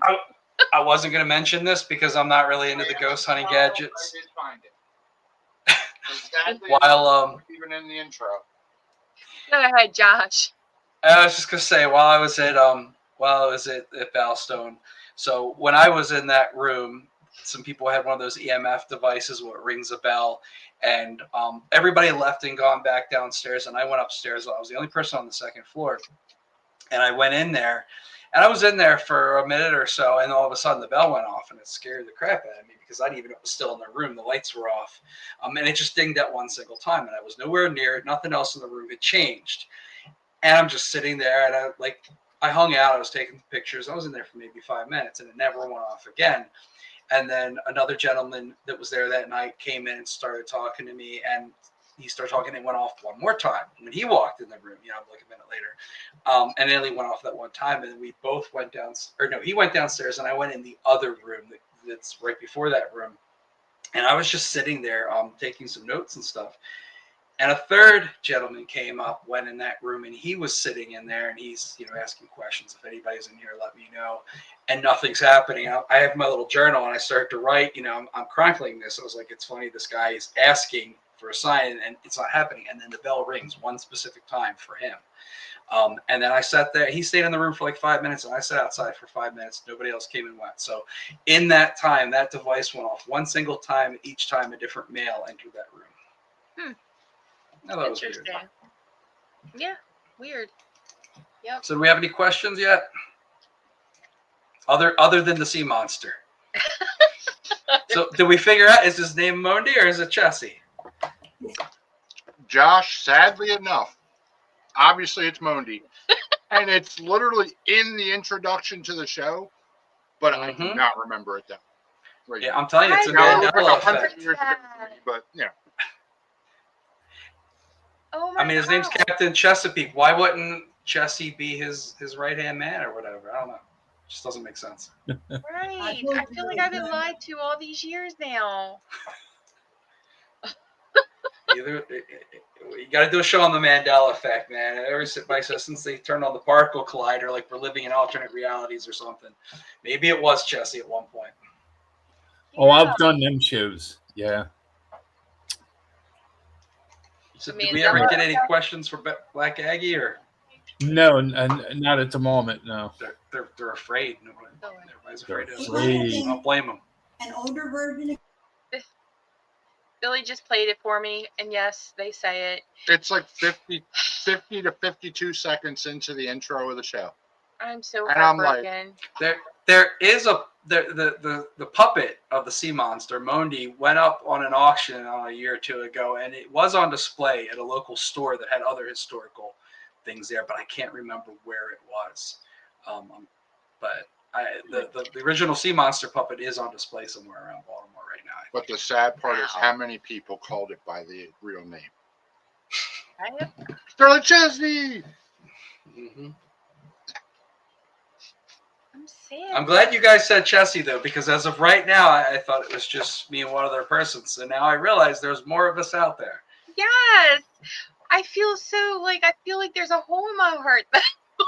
Maybe I just wasn't paying attention at all. Like, how often did you watch it? Did you not pay attention for like 2 years of your life? Because I watch that show almost every day, 5 days a week. I watch it every morning before school. Because it was, if I remember correctly, it was Captain Chesapeake and then the Great Space Coaster. You know what my favorite one was that they played? What's that? The chimps that were detectives. Oh, Lancelot Link. Yeah. I like the Banana Bunch too. Banana Splits. I like Lancelot Link. Unfortunately, by today's standards, that show is nothing but racist, and I don't know if it'll ever make like a really big comeback. But it was just, and there's a lot of PETA issues too. They castrated those monkeys to control them. At one point, one of the monkeys attacked one of the producers. There's some crazy stories around that show. They'll never make another show like that. I liked HR Huff and Stuff. Mm-hmm. I liked Marty Krofft. Sid and Marty Krofft. And Hatsville and Sigmund the Sea Monster. That was my childhood. I'm not going to bore you guys with it now, but there's this show that I have this very specific memory of to this day, and I have never been able to find it. And I think it's probably like a Sid and Marty Krofft show because it reminds me of Puff and Stuff and whatnot. But for years, it's one of those things I can't have made this up. Can't be imagining it. I know I saw this show, but I've never been able to find it. What was it about? It's boring. I'm not going to go into it. I can't tell you what the show is about. I remember like the scenes, and I can describe exactly what happened in the scenes, and it's boring and irrelevant unless you know it exists. But it had to be one of those Sid Marty Krofft Puff and Stuff type shows. But I've been through there's documentaries about them, and there's books and things, and I've never found it. So I don't know. It's one of those weird things. Fever dream they call it. What else? What other shows? I'm good at finding that stuff. What other shows did I grow up with? All of you guys. Well, Dave, did they even have TV back then? What show did you listen to on the radio growing up, Dave? War of the World. Dave's not that at all. The Shadow. I actually listen. I'm about Dave's age. I didn't grow up listening to the radio, but I like that stuff. I listen to The Shadow and things like that as an adult. Come on, Josh, you got to be like my age. No, we only had a radio. With one station. With one station. Just as a side thing here, I've the last year been working on a different project, and I've been researching some of the weird historical paranormal phenomena associated to radio. It's fascinating stuff. You guys should do a show on that sometime. Like there's people like Tesla that said they heard voices and communications through the radio before the rest of the world even had it. And there's only, you could count on one hand how many radios existed. People believe they're receiving transmissions from Mars. There's just all these cool, weird stories about radio and the paranormal. It's really fascinating stuff. Yeah. I mean, at what point do you even say, what was going on in that person's life when they heard that stuff? Mm-hmm. Like, is it true story that they heard it, or is it something that maybe they're drinking a little too much? Yeah, but there's a lot of different stories, and some of them are similar and some of them aren't.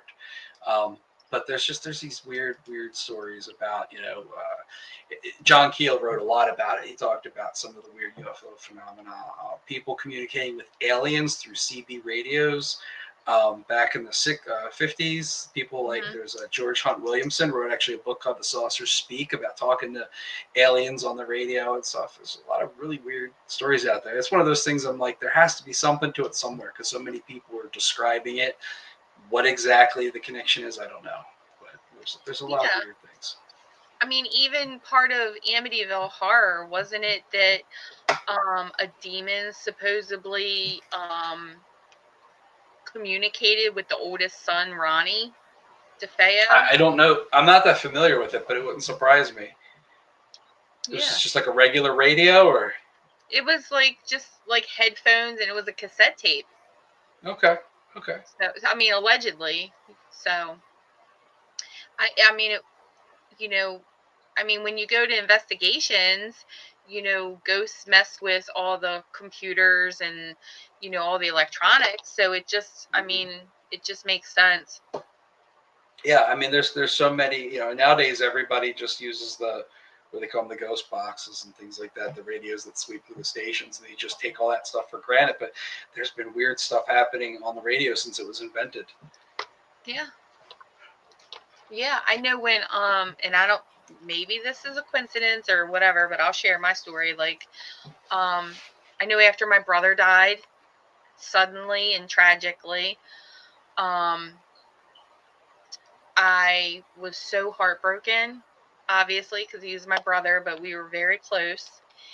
And I know that every time I started crying about my brother or I would think about him, I would hear a Led Zeppelin song on the radio. And to me, I was just like, okay, that's, my brother Paul's kind of telling me he's okay, that he's with me.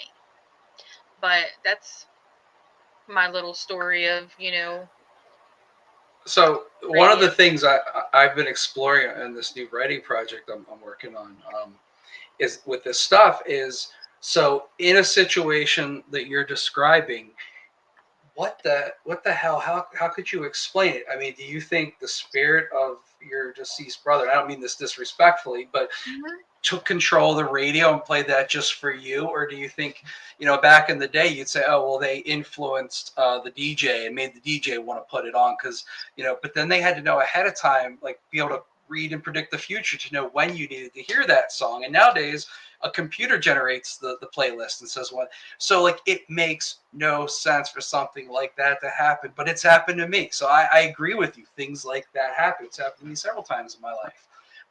But it doesn't make sense and it shouldn't happen, but it happens. No, because I've even heard, my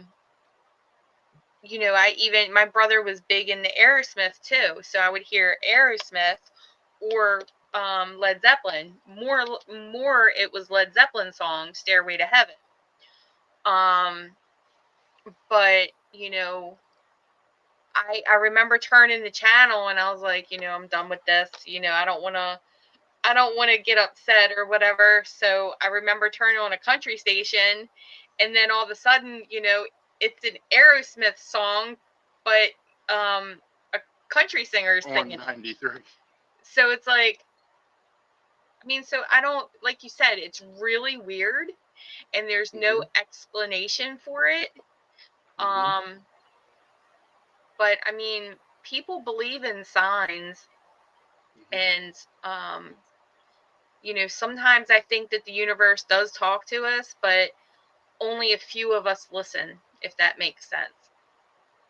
And the few people that listen only usually listen at select times. Well, we're living our everyday life, so we're not really paying attention to everything all the time. I won't get into the details, but my personal experience, my father passed away, and I went through a period where I couldn't go out there to visit him for several years. It just got too hard to go to the cemetery.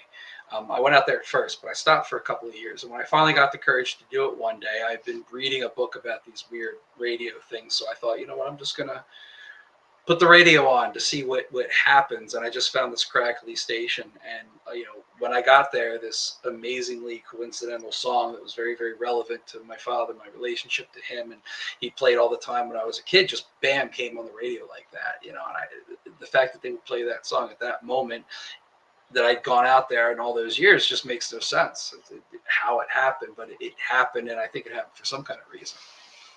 Yeah. Yeah. Whether it's it like be, your dad saying, Josh, I'm with you. I feel you grieving, son. Here's a little glimpse that I'm still with you. At least that's what I would take away from it. Yeah. Just to take it back to Black Aggie, I don't really believe that the folklore and the ghost stories around Black Aggie are real, because they don't make sense, because most of them aren't attributed to the original statue or the family. There's all these different legends about, Black Aggie was a witch or this or that, which has nothing to do with that, but it's affected people in bad ways. And some of the stuff does seem to be true, even though it shouldn't. It's just folktales and it doesn't make sense and it's not based in reality. But yet people have had these experiences where they've sat in the lap of the statue and physically experienced an interaction with it and stuff. Yeah, I agree.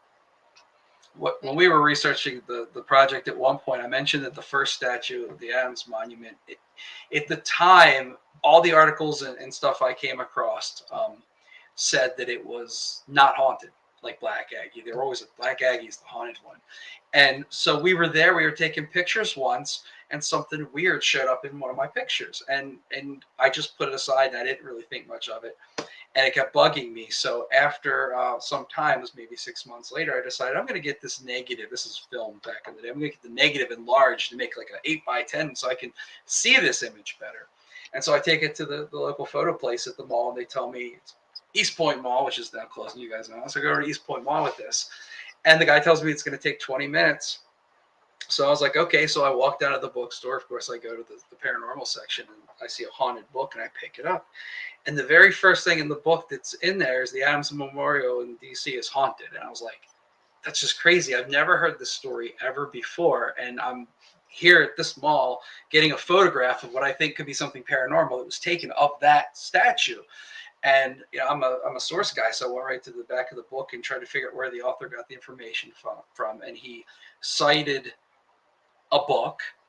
I went home that night. I got on the internet, and it was a book about haunted Washington, D.C. that had this story. And so I did a search, and only one library in all of Baltimore County had a copy of that book.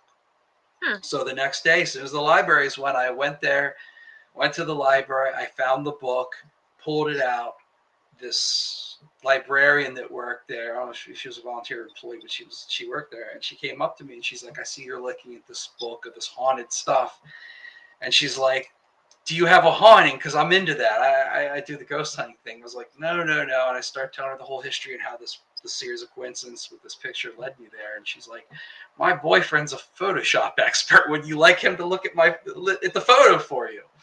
And I was like, that would be cool, And it turned out her boyfriend lived in Europe somewhere. And she's like, here, just email it to him and this and that. So like in a 24-hour period, I went from believing this thing was not haunted, but I had this weird photo, getting it enlarged at the same place, finding a book that says it was haunted. They got it from this other book in the one copy in the one library, and the one librarian sees me with it, and her boyfriend's a Photoshop expert that analyzed the photo. And his analysis was that he could not explain the object in the picture. He said it was not a light source related to anything else. He's not sure where it came from. Wow. Lots of weird coincidences out there around Black Aggie. Yeah. I'm curious. I really think that if anybody watching the show tonight or whatever has anything happen, make sure they send it in. You guys got to talk about it next week. So I want to hear about it. Yeah, that's interesting. It'll be Billy to have something happen. Could be. He went out there. Yep, he went out there. Yep. Last year when I was asked to talk about all this stuff for the first time, I did go out there and take some new pictures, and nothing really bad happened to me. So just by being out there and taking pictures, so that was good. I did have one bad thing. So I don't know that it's related, but happened the night that I gave the presentation and talked about it. But nothing happened when I actually went out there and took the pictures, which was cool. I hadn't been out there in over 20 years at that point. Interesting. Well, I hope nothing bad happened to you, because I live in this house with you. She just doesn't want to find the body, y'all. I knew that was coming. I'm sorry, Billy. I knew that was coming. I knew that was going to come out of your mouth. Oh, God, I hope nothing happens. Yeah. Well, that's fantastic. Well, if anything happens here, I'll be sure to let you know. And like I said, I'm just curious if any of the people that watch this, if anything weird happens while you're watching it, because sometimes this stuff is kind of like removed like that, hitchhiker phenomena kind of stuff. So if anybody watching this show has something happen, contact them, let them know. I want to hear about it. Okay. Woo. Gwen says that she'll let you know too. Good. All right. Because that's how she rolls. Oh, yeah. So that's awesome. Thanks, Josh, for really diving into Black Aggie and teaching us a little bit more about her. Sure. I don't know if I'm sorry, little, huh? No, go ahead, please. I'm sorry.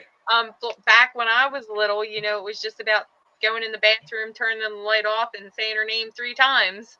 Yep. They say if you say your name 3 times, that she'll appear. That's related to the Bloody Mary legend, which is based out of Chicago. I'll tell you guys another funny coincidence. This has nothing to do with Black Aggie, but I assume you guys know Bachelor Grove Cemetery in Chicago. Name sounds familiar. It's considered one of the most haunted cemeteries in the world. It's just a nondescript generic cemetery in Chicago, but it's been on all the. This is back in like the '90s when I was growing up. This stuff was on the haunted location shows and stuff, and there's been books written about it. I don't know if anybody still talks about it these days, but back in the day, it was like I said, it was famous. People have been back there and seen like phantom buildings that appear out of nowhere and then disappear, like really weird stuff. It's not just a couple of ghosts. It's considered one of the most haunted places there was in all of the country. And a couple of years back, I met this guy. I didn't really know him well. It was our wives worked together, and we were talking, and he was from Chicago, and he was going to make a trip back home, and he's like, yeah, you should come with me, come meet my family, hang out or whatever. I was like, yeah. I was like, I got to go visit Bachelor's Grove Cemetery out there one day. And he's like, how do you know Bachelor's Grove Cemetery? And I'm like, dude, it's the most haunted place in the world and all this stuff. And he's like, I've never heard any of that stuff. And I was like, no. I literally had books, and I had a book called Bachelor's Grove Cemetery, something or other ghosts. And I showed it to him and stuff. This guy lived about 20 feet from the cemetery. I mean, and I didn't believe it. He pulled it up on like Google Maps and showed me. I mean, he lived 20 feet. And right away, he's like, yeah, man, I'm going to tell you this happened and this happened. He starts telling me all these weird things that happened there. But he had never heard the stories. He had no idea that it was a known place. He just thought it was the place across the road from where he lived. Wow, that's interesting. And he never knew it. Sorry, I ramble on. Sorry. No, you're good. We enjoy you. I'm grateful that you guys asked me to come on and kind of trauma dump and talk about all this Black Aggie stuff. I don't know that I'm going to talk about it again publicly. So if anybody wants to know, don't call me, don't contact me. Just rewatch the show. I've said everything I need to say here tonight. It's been recorded, so it's documented. Leave me alone. It is done. But I'll come on and talk about anything else you guys want anytime. I love being on here, but no more Black Aggie. Oh, yeah. Don't contact Josh. All right, well, I'm going to help Josh out with something. This might be, and just in case it's my famous last words, this was done something I found during my research, right? So, like I said, a lot of people didn't know where the statue went. So the statue itself survived. The ghost story survived too. The legend lives on today. Black Aggie is best understood as a piece of Baltimore folklore, a story built from a real statue, a real cemetery, real nighttime visitors, and decades of rumors, their newspaper stories and childhood warnings. Whether you believe the supernatural stories is almost beside the point, because urban legends have their own kind of life. They travel from older siblings to younger ones. They pass from friends to classmates, from campfires to car rides, from whispered conversations to late night visits. And sometimes the scariest part is not what we see, it's what you think you might see when the lights go out.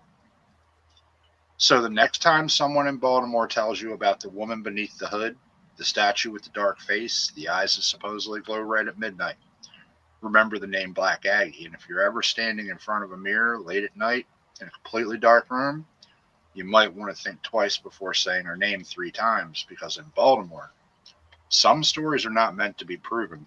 They're meant to be remembered. You don't scare me. That was really cool. I like the way that was worded, especially the part about, sometimes what's scarier is what isn't there. Because like I said before about the setting, it was very, very fitting. Yeah.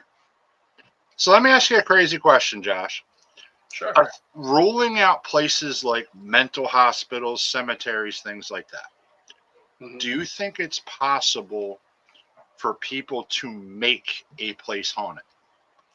Oh, yeah. I mean, just on a really fundamental level, religions like Buddhism and stuff believe in the topa, which is a thought form, a ghost you can just create it. They did experiments back in the 70s with a ghost named Philip that never existed. People just believed in it and tried to create it.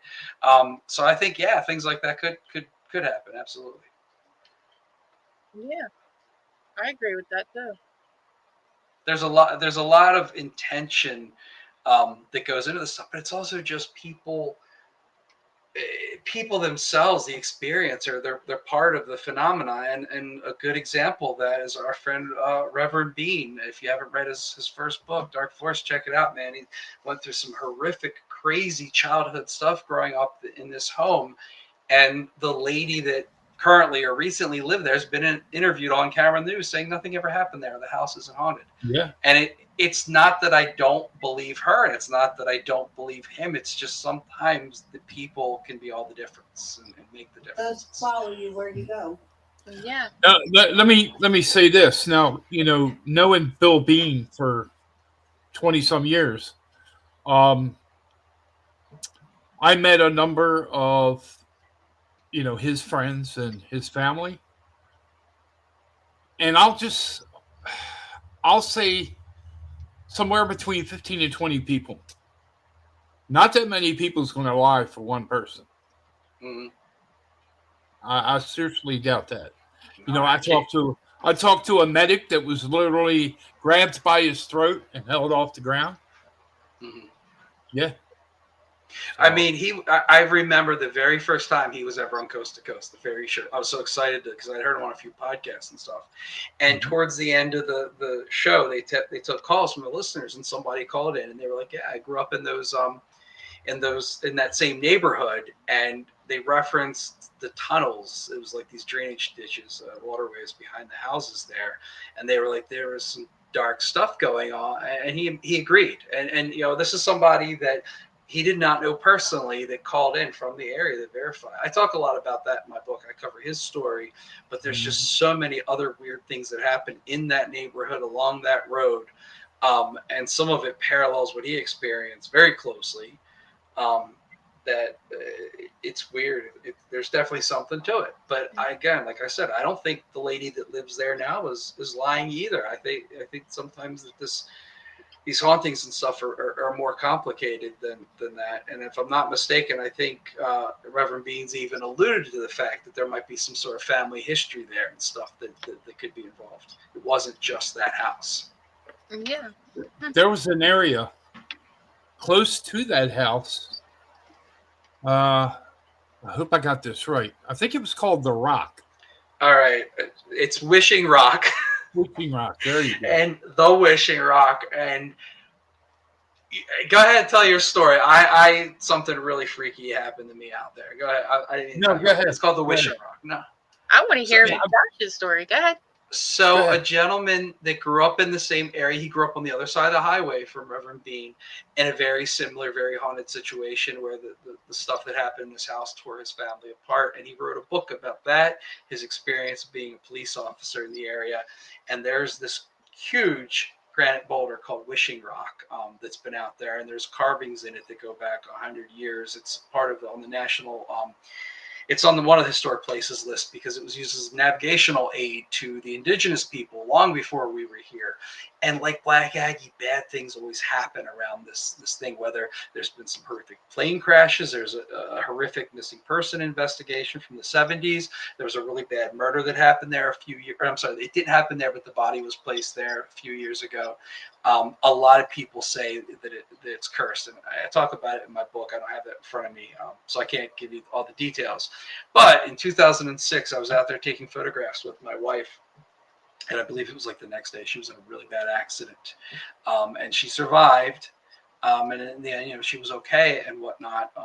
But she has sworn that she would never go out there again because she thinks that maybe that area had something to do with what happened to her. I have been out there since then. It's probably been like 15 years and nothing happened to me, but it's a spooky, weird area, just like Black Aggie. Wow. Huh. It's interesting. You never know, but I mean, you have, like I said, you have all this energy, whether it be negative, positive, you have all this energy. So where does this energy go? Right. And like the question about whether or not people can make a place haunted. I mean, you go to a place like Wishing Rock and there's all this occult graffiti and stuff. So people are bringing bad vibes and intentions in there sometimes. And so, if it wasn't already a weird place, people might be making it weird. Right. Yeah. Or, opening doors that they shouldn't be opening. Mm-hmm. So, yeah. Now, speaking of Reverend Bill Bean, we're going to have him on the show August 29th. And Josh is going to come in and he's going to be a co host with Billy, I didn't Karen. realize that. I thought I was just watching. That's cool. I love it. Now you're going to come in and okay. be on the panel. Cool. You're going to be filling in for me. Okay. That's cool. Like I said, I met him through being on his show, and but we've never met in person. But we have a good fit. Him and I, we think of it along the same lines about a lot of stuff. So we always have some really good conversations. Yeah, I'm very envious that you guys get to interview him. Because I really wanted to meet him because Dave has known him for quite some time, and I think that didn't he marry you and Char? He renewed our what, 30 years? 25 years. You renewed our vows. Yeah. Reverend Beans has a lifetime. What did Billy say? He renewed my vows. What? You don't want to know. Keep going, Josh. I was just saying, you guys. I know he's really, really busy, and a lot of people ask him to go on their shows, but you guys got to have him on more than once because he has so many stories to tell. Yeah. I mean, he's written like 13 or 14 books at this point, and stuff's been happening around him his entire life. So.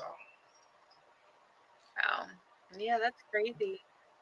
I can't wait to watch the show with you guys. I'm sure you're going to do an amazing interview. You guys are going to have an awesome time with Bill Bean.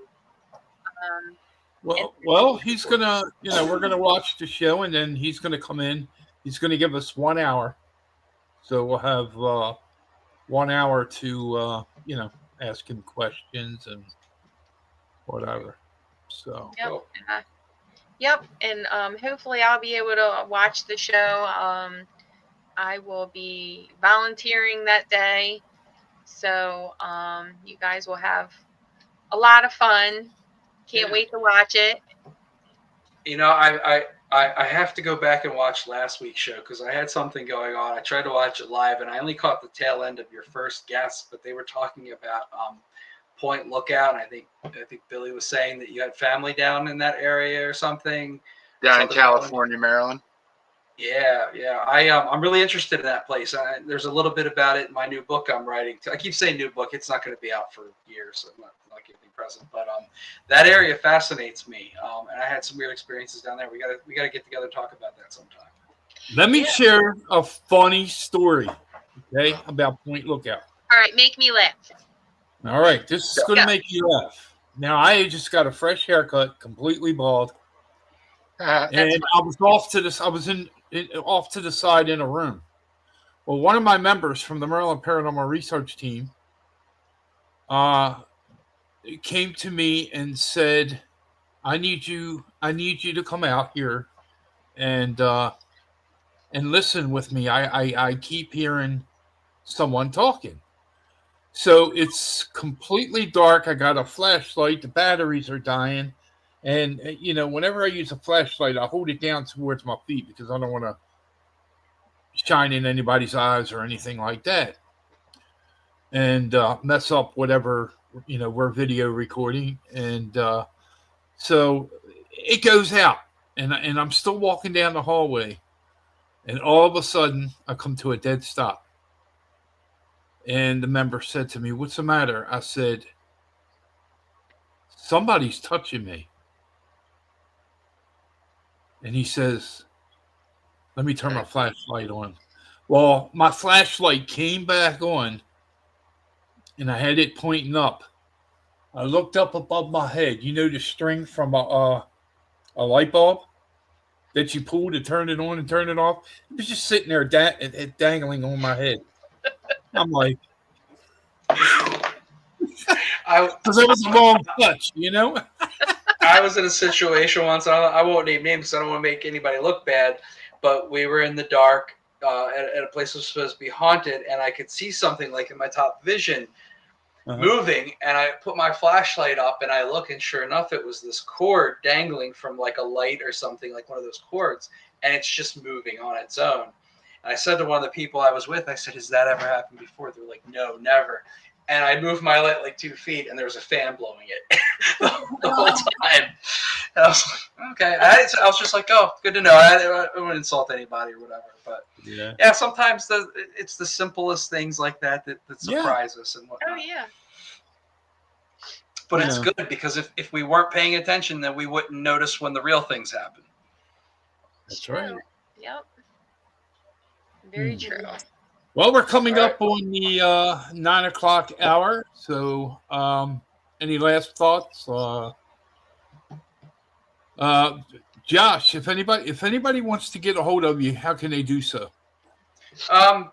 Facebook. I don't really have a website or anything. I just kind of do this for fun. So I'm on Facebook, Josh Westbell. You can find me on there.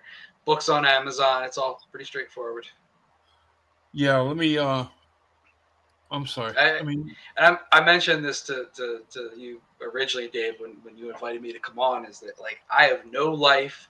Love talking to you guys. Anytime somebody cancels at the last minute or whatever, and you need somebody to come on, I never have anything going on Saturdays. Just well, you know. We love talking to you, Josh. I really enjoy it. If you're ever bored, or if Karen needs to take off, or Billy can't be there, I'll be in touch with you. Okay.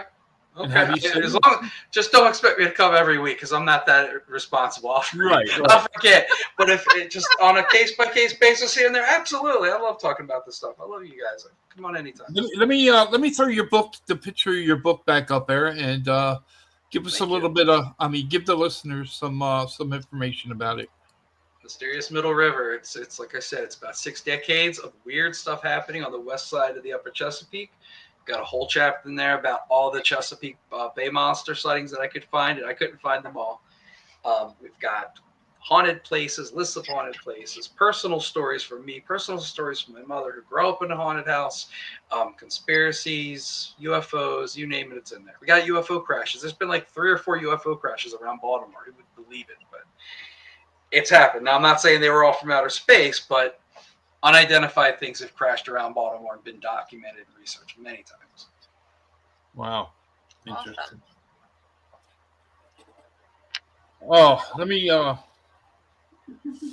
got to share this photo with Josh, and I don't know if I ever showed it to Billy and Karen either. But my wife actually captured a juvenile Bigfoot. Are you ready for this?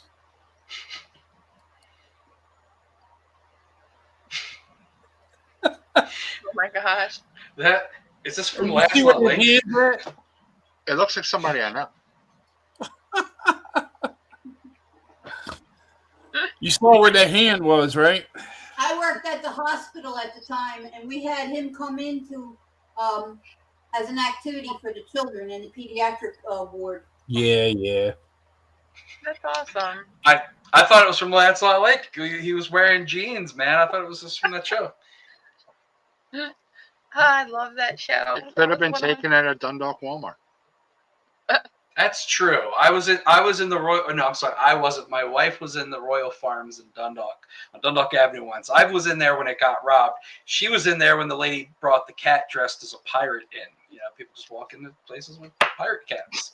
So, yep. Alrighty. Apparently, she was a regular. She must come in all the time because everybody knew her. The employee was literally like, "Here she comes with that damn cat again."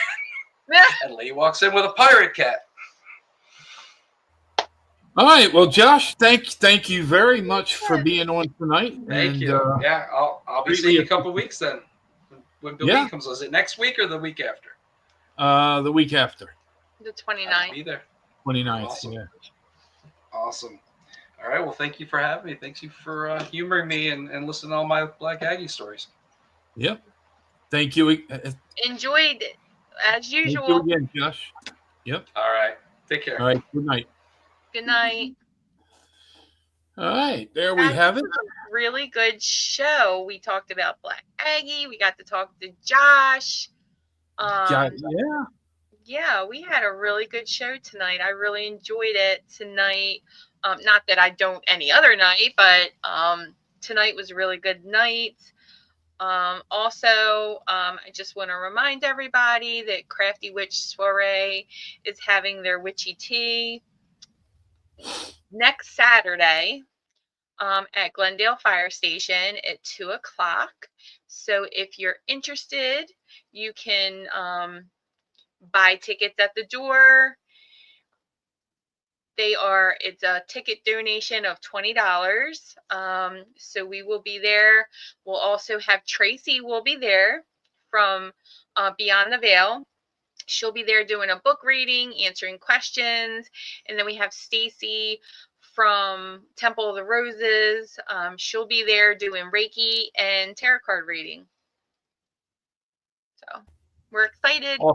It's going to be great. Come on down to the Witchy Tea. That way you know where the firehouse is for when Reverend Bean gets there. Yeah, that's true. That's right. Yeah. Now, next week, podcast is going to be very, very interesting. It's going to be about the Smurl family. So we're going to watch the video in the beginning, and then our guest is going to come on and talk about his new book about the Smurl case. And that was investigated by Ed and Lorraine Warren. They were involved in that. So that's what we're going to do next week. And that's on, where are we at here? 22nd. The 22nd, yeah. So, Billy, I'll send you some homework. Got it. And, about the Smurls. And, guys, thanks for all your help tonight, and I think we're going to get out of here and wait for the Black Aggie stuff to start happening. Yeah. Don't open the front door. he's sleeping in the car. Whatever. I'm going to go put a yeah. mirror in front of you and just record your voice saying it a couple times. Look, he even admitted I am like a feral wife.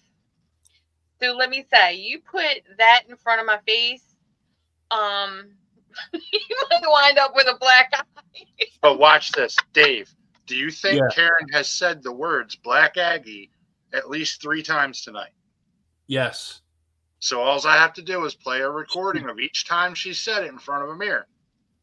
No, Black Aggie is going to appear in the lens of her glasses. That's fine.